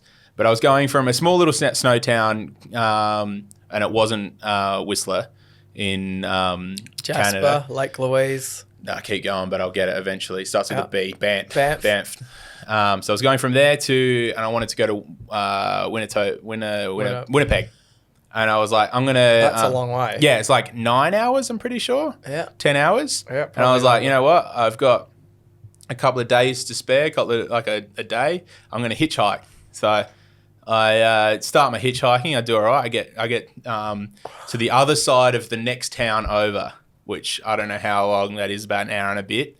I was like, I've got it. And then a couple of hours passed and I wasn't getting anywhere. So I get on a plane. I was like, bugger it. I'm going to walk into the airport and just get the next flight to Winnipeg. And pay a fortune. I paid a fortune. Yep. Ended up paying $350 for this flight, which was like 6 hours. 6-hour drive, so it was only an hour and a half thingy. I sit. Because it was so much, the only seat left was like the first class on a small plane. You know, like the first 4 seats have like 2 seats each. Yeah, the front of the plane. Yeah, baby. You know all about it. I know you do. I don't normally. That's not normally the life I live. I get on the plane. I sit in this really nice seat, and I'm like, oh, I've been hooked up, not forgetting that I'd paid $350 for this flight, which is what it would cost. And then this, like, really, like, this lady sat next to me, and she'd had a bit of fun under the knife. She'd had a few surgeries. It was visible for me to say that, right? It was like, and that does sound like I'm being a bit of a grub, but she looked like she had the large and in charge breasts and all this sort of stuff, and she was wearing minimum clothes for a flight. So I was like, okay, I see what's going on. Like, I see you, lady. You are very attractive. And she sits next to me, and she's booging away on her iPod doing these ones, like, and it's obviously she's enjoying her life because she's just being who she wants to be, which is what the flavour of this pod is, right? So, I'm looking out the window, just minding my own business. Notices I've got a vlog camera. She's like, "Oh, you vlog, do you?" And I was like, "Yeah, no, I've been doing a bunch of videos while I'm over here." Picks up my accent. Wow. And she's like, "Oh, where are you from? You sound like you're from Australia." And I was like, "Yes, I am from Australia." It's unusual. Normally you're from Britain. Yeah, no, she picked it up quite well. Turns out she said, "Oh, where from specifically?" I said, "Adelaide." She said, "Oh, I spent a couple of weeks in Adelaide." I said, "What the hell were you doing in Adelaide?" Turns out she was headlining the Crazy Horse for 2 weeks. I was like, "What a lady!" So we got talking and all this. And all whatnot. When we left, well, it was no flirtatious behaviour, but she was significantly older than me, I find out later. But she gave me a business card. And because I'm filming like vlogs and stuff like that, and she said, if you need anything, let me know. If you need like anywhere to stay, I've got a security guard. I don't know why she had a security guard, but she had this security guard when we got off the plane that like grabbed all their things. He was named like Andre or something like that. It was this weird fella. Big guy? Is he good looking? No, it was this Filipino fella. Called Andre. Andre. Yeah. And I was like, this is a weird experience. I go to my mates in Winnipeg, the reason why I'm there, for 2 nights. And then I say to them, I said, "Oh, guys. You're not going to believe this." As in like, I'm going to go stay with this woman. And so I call up this lady and I was like, "Oh, my mates have bailed from me." Made up some story. And I was like, "You don't believe this. My mates have bailed from me. Do you mind if I just crash on your couch tonight?" She said, "Dale, come over. Andre will pick you up. It'll be fine." What? Andre, yeah. So Andre picks me up. And I was like, "Oh, here we going in." We go to her like townhouse thing. And she's like, I don't know what it was. It was some festival in Europe on. And she's smoking inside. Everyone, like, there was like 4 people there. Everyone's smoking inside. She made me this massive half a chook because she thought I was famished at 10 p.m. in the evening because I arrived late. I arrived at like 8 p.m. She's like, "You look so hungry." I was like, "I'm not hungry, whatever your name is." She goes, "So you look hungry." She made me half a chook with potatoes and veg at like 10 p.m., which I thought that was great. that? Thank you. As she's smoking on, listening to techno music in her lounge room. And then, yeah, like I ate chook at 10:30 and then everything kind of chilled out. Her friends left and I stayed in the spare room and whatnot like that. She talked to me all in the morning in her short hot pants, and I was like, "Holy crap, I shouldn't be looking there." And then she dropped me back at the airport for the flight for the next day. This is where it dies in the ass. But then she was like, "I love your profile." And I was like, "What do you mean?" She's like, "Your side profile," as she was sitting next to me. So she started taking photos of my face. And I don't know where these photos are anymore. That's the end of the story. But I don't know why that sticks with me the whole time. Somewhere in Canada, there's a lady with voluptuous breasts and bottom because she's spent a lot of money on it. Likes to smoke inside and listen to techno music and has photos of my face as a 22-year-old or something, 23-year-old on her phone. Let's find her. I don't know. What is her name? Like Misty or It was something like that. I can't remember. Or Angel Well, I mean, what was it? I don't know. She just had a story for everything as well. She was one of those people that was like like she was dating some guy in Florida, even though she was living in Winnipeg, and he was a director or something like that. And yeah, she spent 2 weeks being the headline act for the Crazy Horse, which is a strip club in Adelaide. And yeah. And you happen to be sitting next to her on the plane? I just happened to be sitting next to her on the plane, and I don't normally talk to strangers just because I'm like, I don't really care for your story unless I'm like in the mood to like chat and have a good time and all that. But as general small talk, I'm like, I don't really mind. Like if I don't talk to you for a little while, same reason why I don't really talk to people in Ubers, just because I'm like, I'm not trying to be rude. I don't really care for small talk. She struck it up, and I'm glad she did. That's so, like unbelievable. I and I like that. Sorry, boys. I've got nowhere to stay. Yeah. So I just threw myself. So I've got some sort of. There's a video of her somewhere on my laptop that I don't know where it is. Wow. Yeah, I should find that footage. But like I said, it dies in the ass because it doesn't go anywhere. That we didn't end up having like all night lovemaking session or anything, which was people expect that's where it's going to go. It doesn't. Yeah, well, I was sort of hoping you might hear something like that, but that's okay. You were traveling and you're on a mission. Yeah, and ended up on that plane.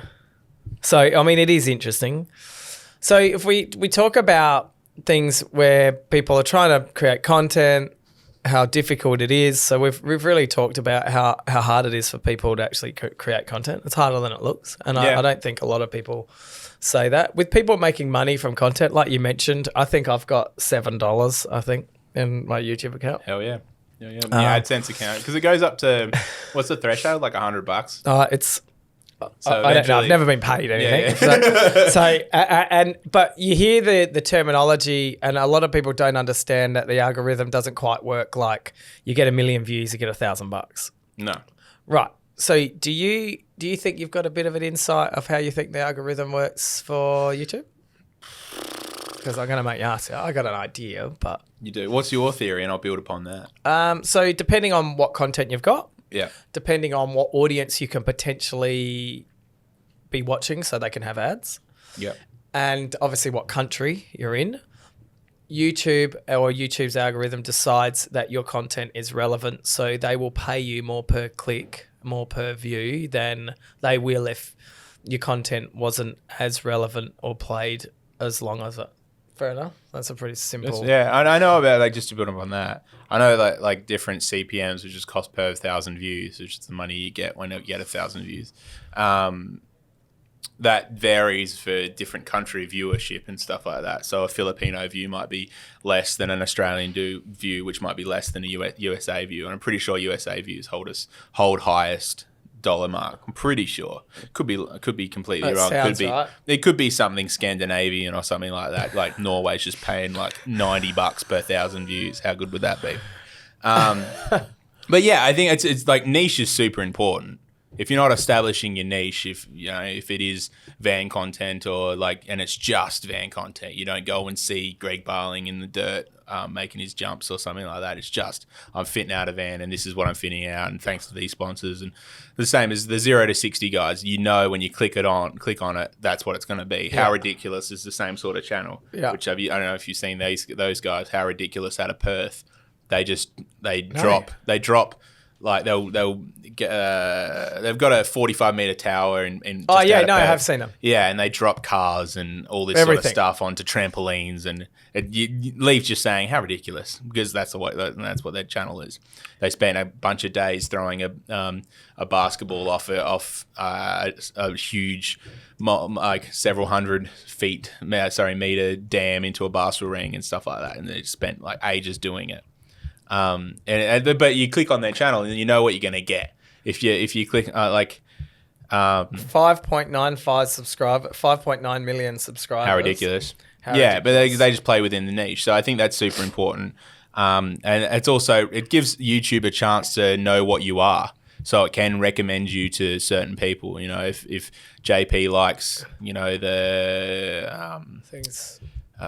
What's the Do Perfect videos where they get like that will make him, they're like, oh, JP's a 15-year-old boy, we're going to recommend him How Ridiculous videos because the same people watch those and all that sort of stuff. Bang, bang, bang. So the more consistent information you give to YouTube, I think it will build upon that. The more it makes your channel relevant. It makes it relevant to the people Do you wonder how clever the algorithm is in regards to how? I think it's a good and a bad thing because it tunnels you stuff you want to watch. Oh yeah, for sure. I mean, like my feed is all just NBA content, like random podcast clips and like comedians, and that's about it. Because all I want to watch is a bunch of stand-up NBA content, AFL content, and like Joe Rogan and like Casey Neistat, which just makes me a pretty like dude bro as a 20-year-old. Joe Rogan, that's what I just put in my YouTube. Just random, just a home search, and it's just a lot of the same content because it knows what you like. So if you can give YouTube an idea of what you are as a creator, then it will feed you the people that they know that's going to want to watch it. And there's a lot of like my partner Jamie watches a lot of reactionary content and what's like, reactionary content? As in like commentary content, sorry. So like Cody Coase, Danny Gonzalez, Drew Gooden, like great creators. So what they do is they'll find a funny video and they'll commentate their own like jokes upon it and whatnot. So react to it and make funny jokes, and it's not just them staring at a video and going, oh, that's funny, as the video keeps playing, because that sucks. But they'll make their own content off the back of something else, and so she gets recommended bulk loads of just extra creators reacting like that, because she's feeding the algorithm that this is what she likes. The people are feeding YouTube what they make. They marry that up. Oh, it's remarkably different, and it's funny when Ollie starts to look into stuff that... You know, he's looking at music or different ways to edit something. And then they get reacted. And then I'm like, okay, I go to my history. Okay, the other day I'd watched a whole lot of music, so all of a sudden, all different parts looking for the right track. Yeah, and it's amazing. It just the only danger with that is it can not give you content as well. Yeah, for sure. And I hate that with like Instagram as well, because I don't have a massive following on Instagram, like 2,500 or whatever like that. So I want that 2,500 people that follow me the chance to follow my content and see what I'm making, because that's the only way I'm growing. Yeah. So if I'm not uploading frequently within the niche that I've established and whatnot, so if they're not going to react to my stuff, and therefore it's not going to show in their feeds, and then you don't get shown to everyone, and then you get shot in the foot. So it really YouTube and all these social media platforms really push you to be within that niche. That play to the algorithm, which kind of sucks the creativity out of it a lot sometimes. And it does. And you know, then you speak to the other side of the fence, like Gary V. Yeah. And it's just about content. Like, just get it out. Don't mind you, he has a whole team doing this. Yeah, he has a whole team. And like a lot of the times I often stop and with that sort of person, I go, what's it? What's the content? What's it that like the stuff that I do that I like to make, where I do go and investigate some sort of niche, or like, you know, Greg Barling or something like that. That takes time. I have to drive to Mildura.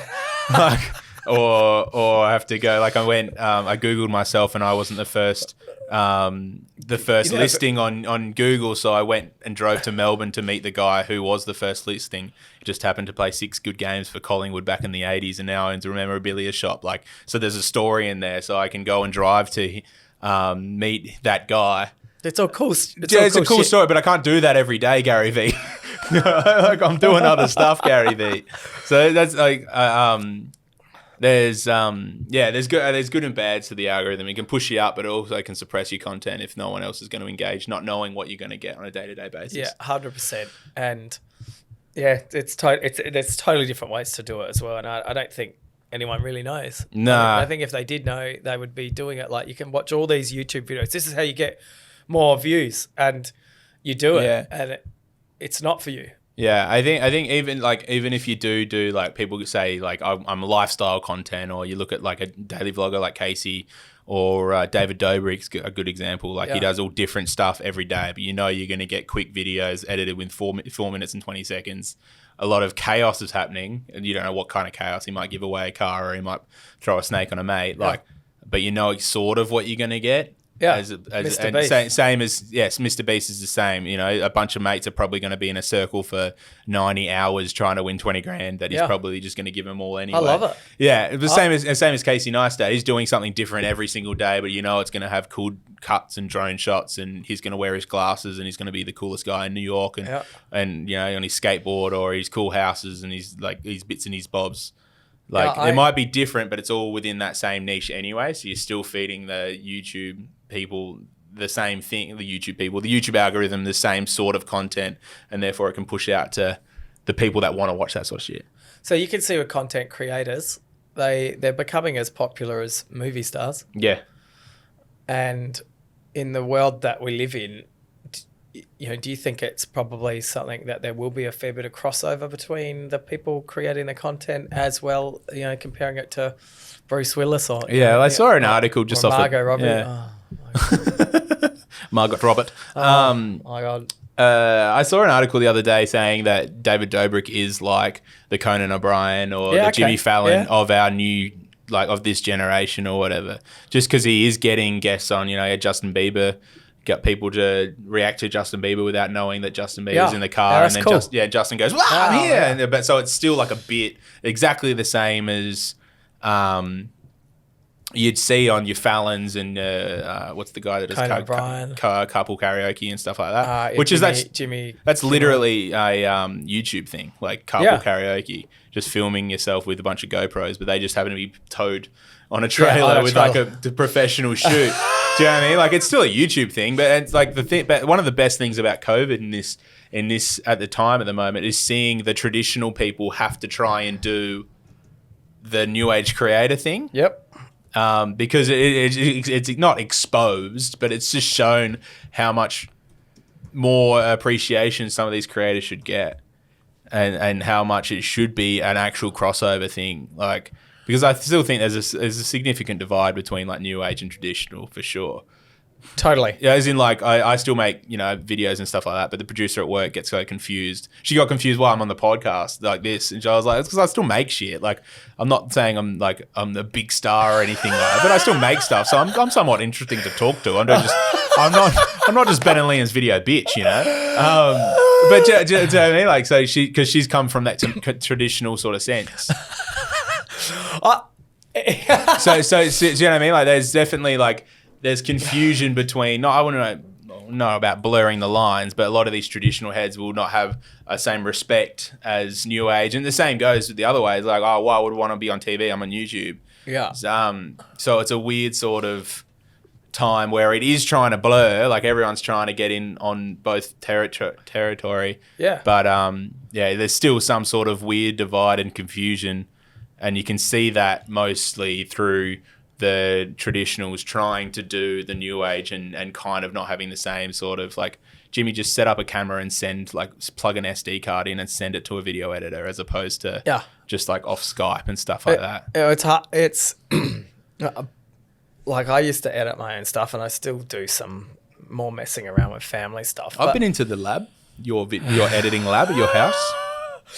It's not that flashy. I was asking for lessons. And like, when I do something, it might take me 5 hours, maybe 10, and then Ollie can whip something in probably an hour. It's fair to say, and without joking, that's the difference of someone that's doing it all the time, getting it done, compared to where I'm like, oh fuck, I don't have time. I'm gonna be at home, spending time with kids, and then I'm like doing some work after they're in bed, and then, oh shit, better spend time with my wife, and then, oh shit, I'm actually exhausted. Well, it's like Casey, I don't know if you've seen there's an episode that's like infamous now, one of his vlog episodes called Fat and Lazy, and it's like episode like 50 something, 53 I think, and he it goes through using Domino's, his day-to-day thing, and he literally only slept for like 4 hours a day when he was daily vlogging. That's not sustainable, my bro. It was like going to bed at 1, getting up at 5 so he could edit the vlog and all that sort of stuff. And he was saying how he cuts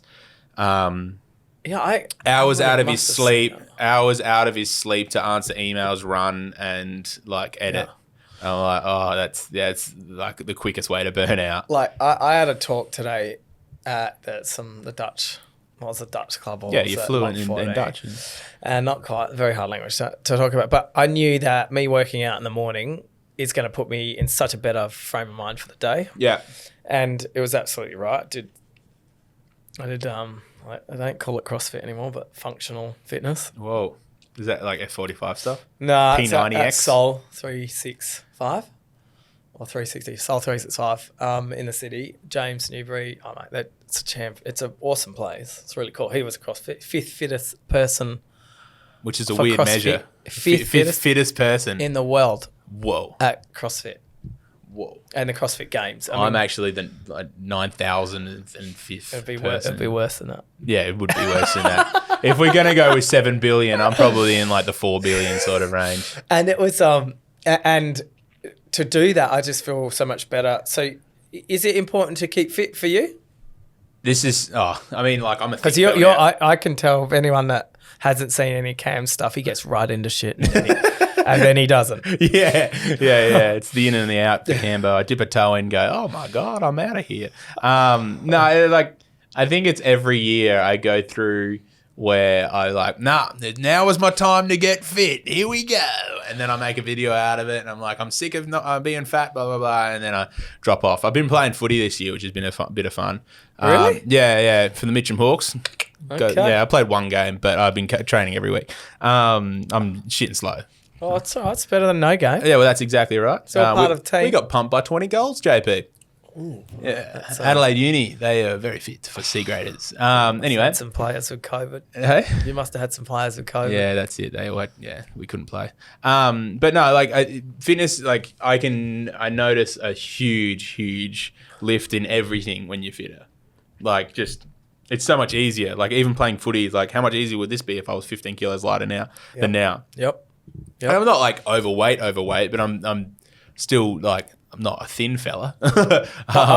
You look trimmer than I've seen you before. Yeah, but Well, still, like I was in Fiji a couple of years ago, and I took a shirtless pic in the mirror just because I was like shirtless, and I just saw it. I sent a meme to I think I put it on my story. You or whatever, did? just being a goose, and I look back at that, I'm like, holy moly! I was 120 kilos, and even that 10 kilos from now or wherever I am now, 108 or whatever.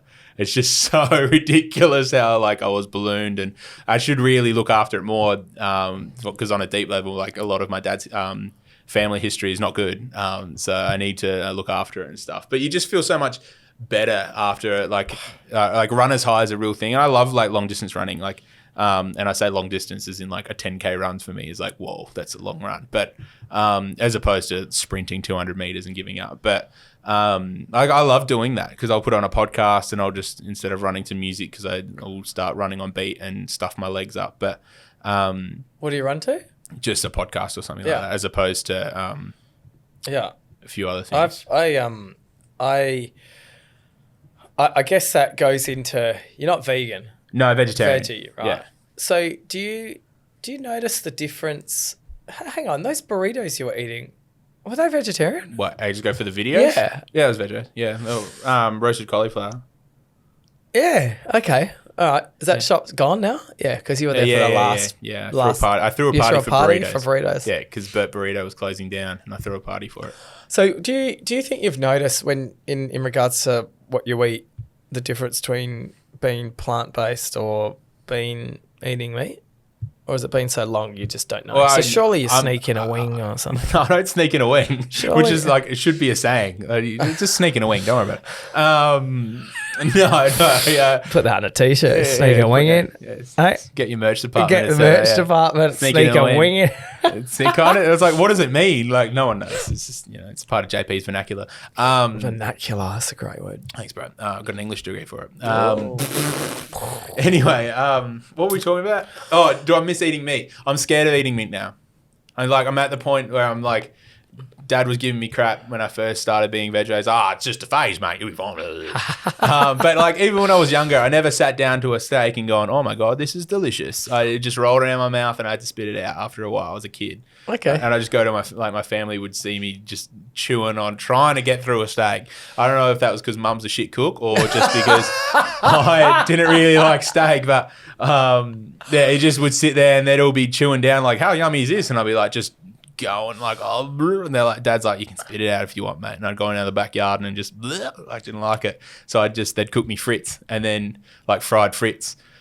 Fried frits. Which is real like So good. a real infant behavior, but I was still like 13 or 14. But yeah, no, so I didn't like it. And then I went to America, like I said before, and just ate way too much overprocessed crap. Yeah. And came back. My girlfriend at the time was veggie, so I was like, I'll just try it. And that was February 2016, which is not that long ago, but it's long enough to like develop the habit. And now I'm just kind of like scared. I've accidentally eaten like bacon in a potato salad, and I ordered a mushroom burger when I was in South Africa, and it had meat in it. It was a meat patty with mushrooms on top. So I just like I gave that to my housemate at the time. So what's your? It's amazing how tasty. I do 3. It's getting better. I do 3 3 vegetarian plant-based days a week. Yeah, I love eating meat. It's really. I went to the big shed yesterday. It's chopped in. I promise I'm not going to eat. I had a bloody chicken. Was that on a day that you had your 3 days though? No, it wasn't actually. No, but my 3 days, I'm not like stringent on it. Well, then you're not even doing 3 days. No, I do it. But if I'm, you sneak away. Well, that's I'm at the big shed. Like the boys come out, they want to have a chat. Yeah, Next minute they're saying, "Try this, try that." Like you can't. You're a schmoozer, JP. You're a schmoozer. Well, it's networking. It's networking, he says. Eating chicken is networking. And it was so bloody good. It was a West Side. Anyway, West Side Burger, Big Shed. But do you, when you're picking fruit and veg, what is it that you look for in your fruit and veg? Something that's not brown. You'll have way more insight because you obviously work in the industry for it. But you heard of the phrase "eating the rainbow"? Yes, I have. Okay. Skittles stole that, I reckon. That was Taste of Rainbow. Not as healthy as you're eating the rainbow of fruit, but I don't know. I go through like I really what I do love doing, which I've only just started doing over the last year and a half, is that Jamie and I will go to like central markets and get something that's really really fresh and. We have like our spot now, and the girl knows us, and it's kind of like, hey, what's going on? Blah, blah, blah, and have that chat, and then you have your like on a Saturday morning or whatever we do it on, and you can go to get your coffee, and it's all you're getting good gear. Or I'll sneak in past some of your joints sometimes. I've seen you in there, so I think if we talk about food as having a moment, do you try and replicate dishes like that you've seen? You pull out a recipe, do you find something? Do you watch Nat What's Cooking? So I've seen some of Nat's stuff. He's so cool, man. I'm like, why aren't more people watching this? And also, you spent so long telling her she had to make content until you had to bloody make content. Nat's What's Cooking. Jesus Christ, you lost me. What Cam is talking about is Nat, my wife Nat. She's made stuff though, hasn't she? No, yeah, but I said it's really hard. Okay, so she did. My bad. Yeah, I know exactly what you're talking about. She did a couple of vlogs, and because she does cool shit. Like she's always doing stuff for the kids, and she filmed it, and then I edited it a bit to her. She showed me some over phone. That's why I've seen it. I think I've seen the BTS. My bad. And I'm spilling the beans. And she said, "Fuck, this is hard work." Yeah, and it is. I liked the Facebook page. There you go. So Nat's What's Cooking's the metalhead. Yeah, I know exactly. He started I remember seeing him. I was confused as to why he blew up before his cooking show, because he was just like going to like boat shows and like interviewing people, but it was so low key and like unedited. So I was like, how is this getting thousands of views? He's very funny. He's very talented. But I was so confused by it. But no, I'm glad he's actually killing it now with the cooking thing, because it's very funny. It's so funny. And it touches my metal heart, like from back in the day. So if you weren't doing what you're doing now, what would you be doing? Let's say you could do anything on the planet. Money's not an object. 1 or 2 things. I'd probably be... Oh, no, 3 things maybe. I'd be... Probably try and get a job with someone like Kentucky or something like that sort of like where I take tours. You don't get paid much doing that, but it'd be fun as Yeah, traveling. cool. Yeah. I just like if I had an office job, it'd probably just be marketing. Like I'd be doing something in marketing, whether it's just like social strategy and all that kind of crap. Anything.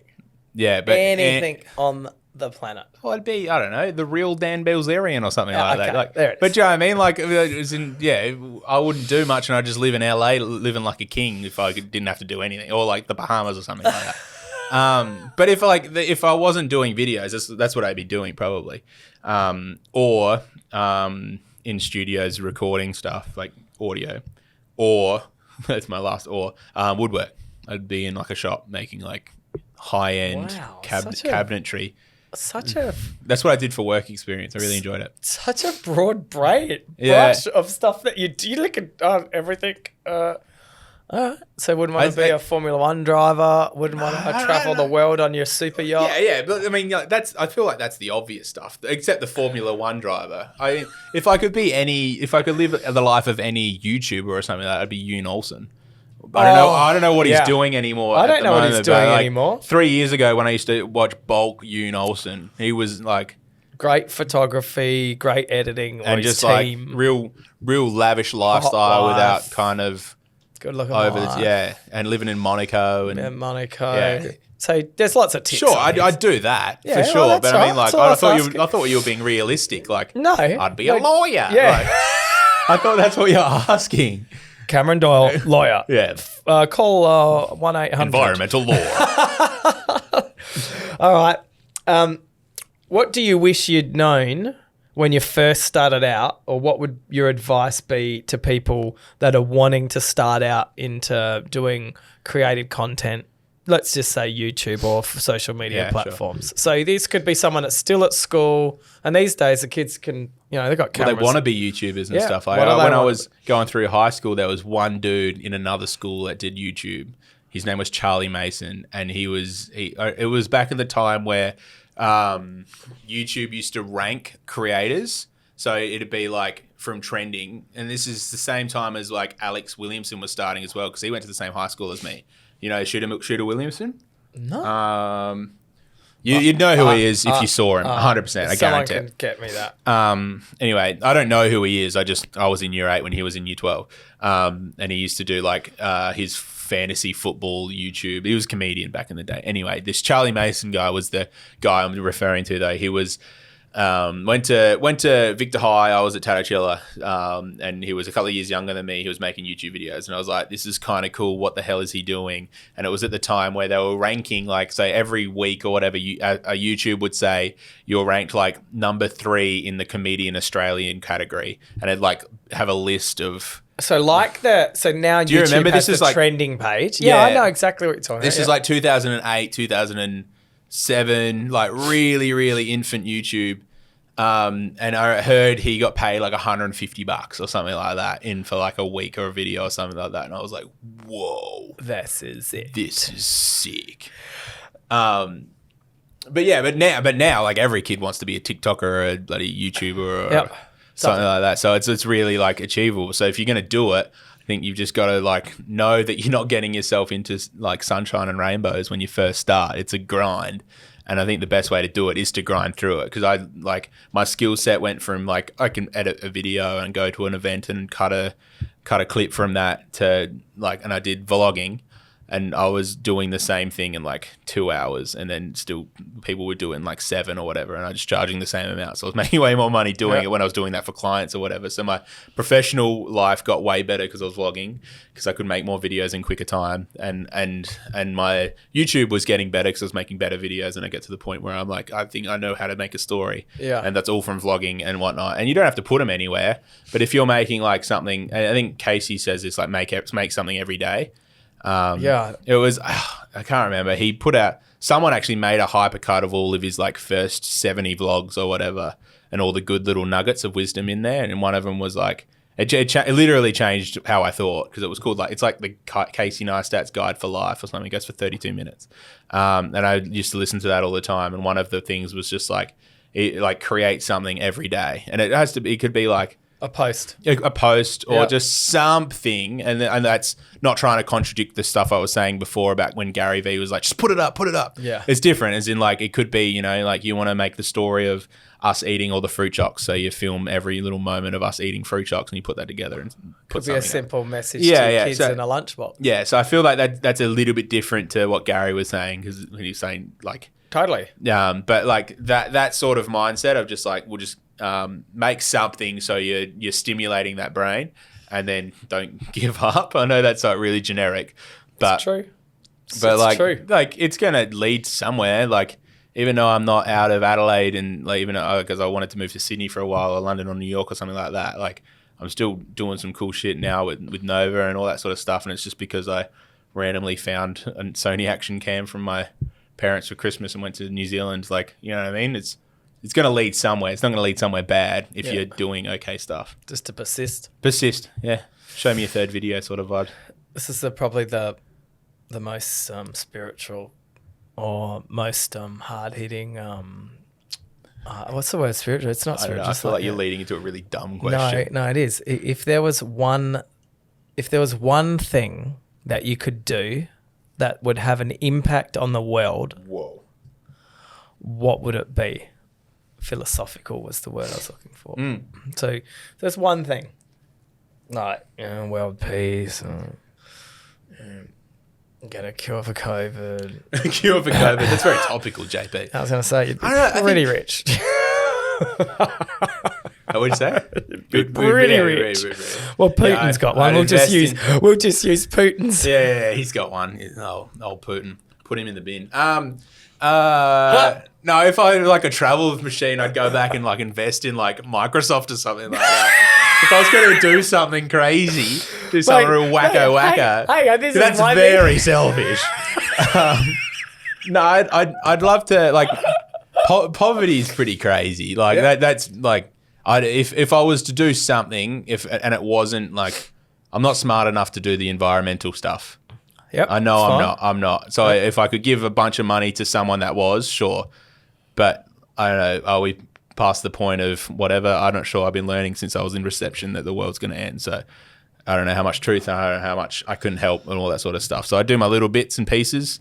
But I think, I don't know, poverty's like, I've been to a bunch of different countries where I've seen like a lot of horrible shit. So Yep. not saying that sounds like I've been in the trenches. I definitely haven't. I've been to like third world countries basically. Yeah. And I've been to Bali, Jason. I'm kidding. but we're very lucky. Yeah, but be more here. locally, like homelessness is pretty crazy. Yeah, So it is. And if there was something that I could do, it'd probably involve like trying to, at a mass level, trying to eradicate that.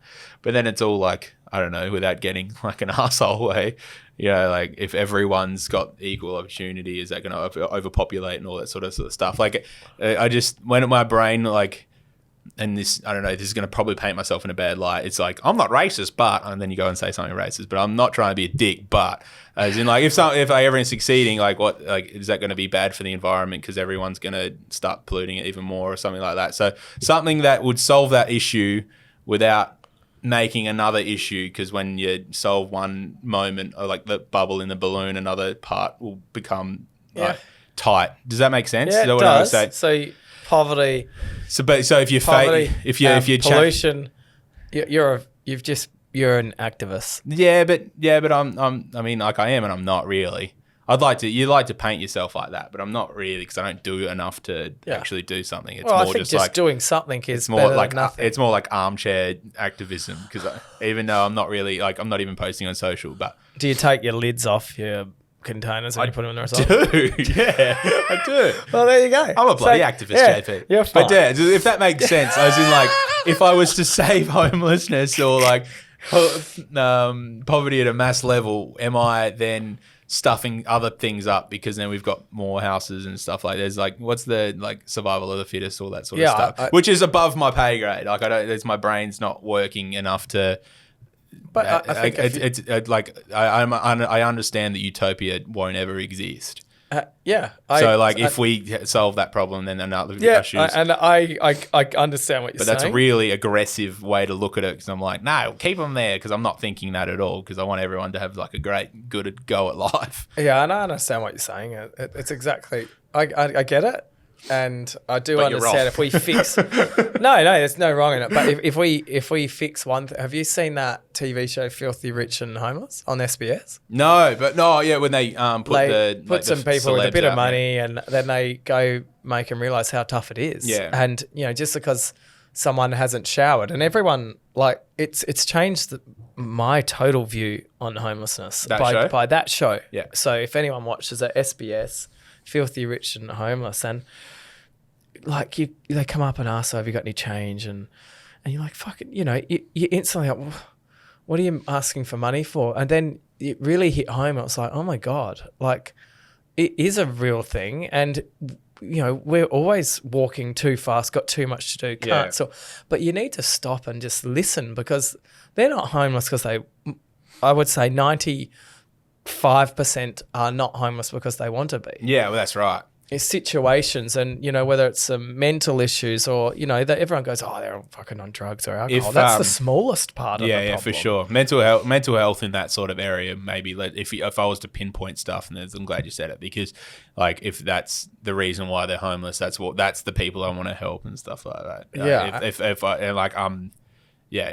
I was more thinking at a global level, as in like if all poverty is eradicated, what does that mean for the world? But like at a local level, like I don't want to see that on the streets. I want that to be off the streets and like in homes and like actually living like their best or like most accessible and thriving life. 100%.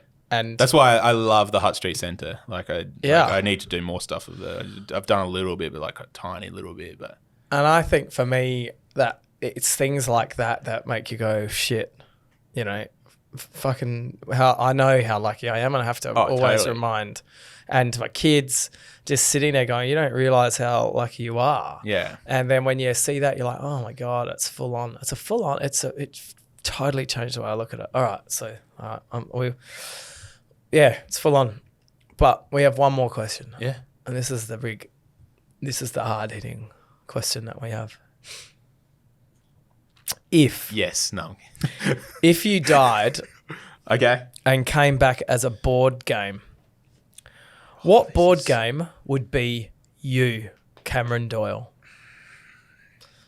I could give you do you want a hint? Nah. Or do you want to know what I chose? Nah. No? Nah. Okay, so because this is the questions that I live for. We've just been like through the heaviest of questions.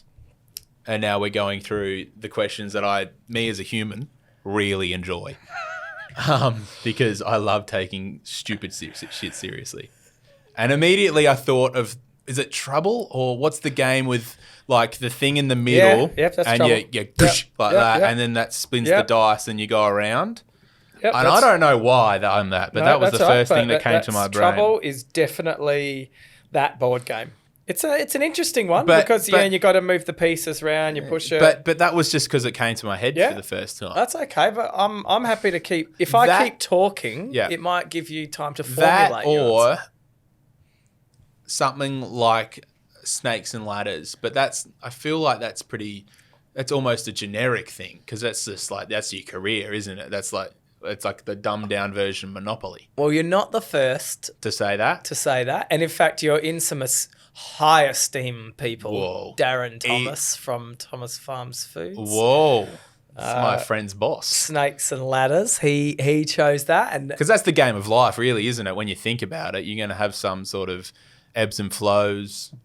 100%. That's So you're entitled to say whatever you want. If that's your answer, just because it's not going to it's not going to be Operation, is it? Well, it could. I'm not that serious. I have a tattoo. I recently got a tattoo of my own bus with burr underneath it, brother man. Oh my God. Fuck, we didn't even talk about that. That's the whole reason I wanted to. I'll come on 2.0. Cam and JP 2.0. That's fine. Oh God. But yeah, do you know what I mean? Like, and this is a quick outlook on like my own tattoos, in like because I've only got one now, but I'm gonna get more. Like I love the idea of tattoos, but I'm not cool enough to get tattoos. Yeah. So I have to get really dumb, cool looking tattoos. Yeah, well, you got the conversation starters. Yeah. You know? So yeah, but operation is too finicky. It's too delicate for me. Yeah, I'm and the face looks so stupid. I mean pulling yes. out that appendix. I look at it. It looks like a bloody bone. Like seriously. It's just not anatomically correct, is it, John Bolt? They're not. Hey, don't be fooled behind you. What's yours then? Because so far, shoots and ladders is my thing. I said Scrabble. So the reason I said Scrabble was Yes. because I never really know what I'm going to say, and sometimes what I say is shit. Yeah, And I know. and I wouldn't get many points. But sometimes what I say is gold, and I Real get double points. Q, Z, and X in the same thing. Yeah, all in the Holy same. The whole moly. box and dice. And Whoa. I think that pretty much sums up what has summed up my life. It's all over the place, which I like. And I like sometimes, I like saying dumb things sometimes. And I like saying some really cool things other times. So it's for me, it felt good. I would say sometimes your dumb things are a play though.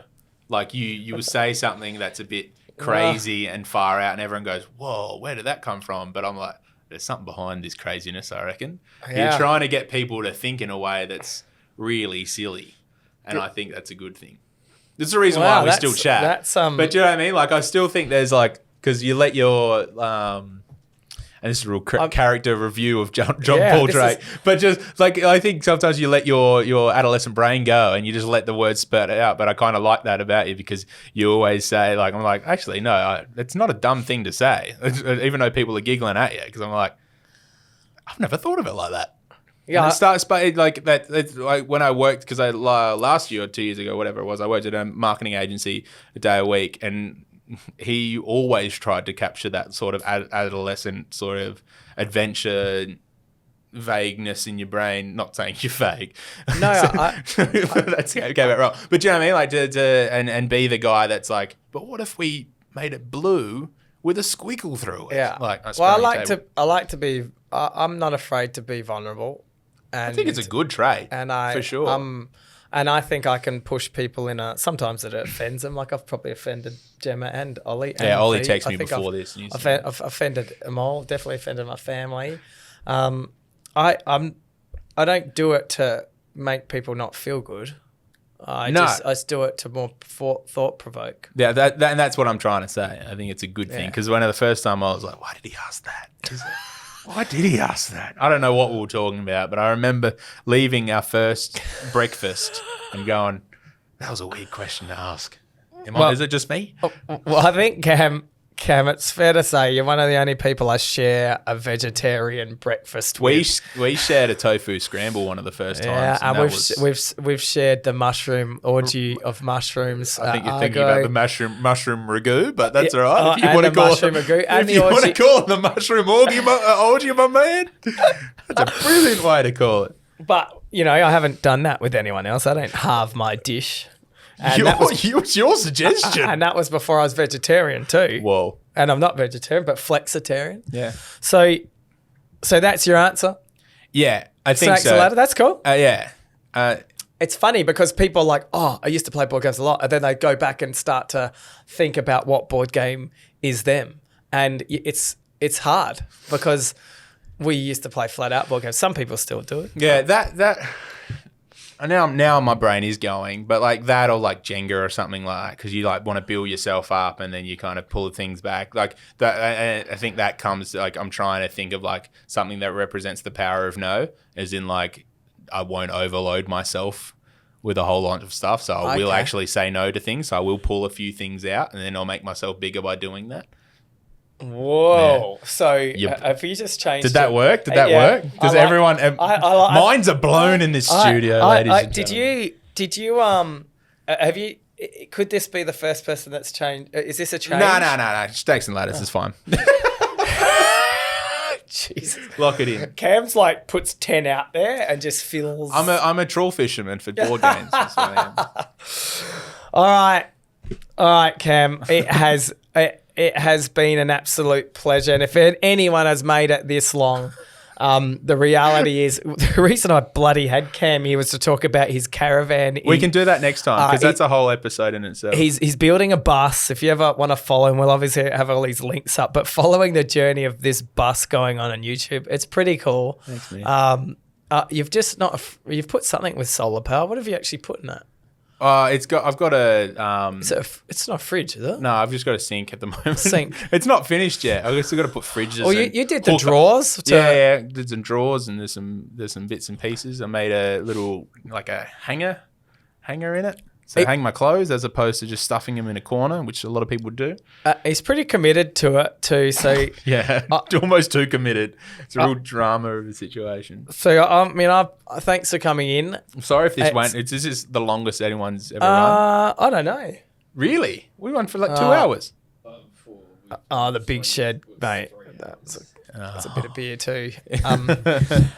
No, I mean, I love talking it. So for us, I just like to say thanks for coming in. Hey, and in regards to watching what you do, and I'm in the disbelief you don't have way more subs and way more views. It is what I know you don't do it because that's what you want to do, but promoting what we have to offer in South Australia, promoting, you're under 30 years old, you're young, you're almost half my age. It's actually really, and for me, I love hanging around younger people. They make you feel younger. You're not 56. No, I'm not. 56. Aren't you like 36? No, I'm kidding. I'll take 36. Yeah. And for me, I sprout people that I get energy. You called it Nest today. So I'm going to go watch that because I want to see how that's explained. There's a few. It's really silly. And the thing is, the great thing about it is that he does go through a whole bit in the film where he does explain Ness. And it's like I don't know what it is. It's like a part of a lecture or something like that. But you, me, Dupree, Ness, that's followed me around. I'll have to get the boys on to so you can feel the nest. I want to feel it because to me, I get that from you. So it's amazing how people are attracted to people, and it ain't your looks, that's for sure. But it's amazing how you do get that, and I'm a fan of your content, fan of what you do for the state, and it's really cool to see you growing into things that you love doing. Yeah, cheers, I brother. love it. That's Thanks, it. man. Thank you. You want me to say something nice about you? No, not at all. You've got a nice beard. That's it. Thanks.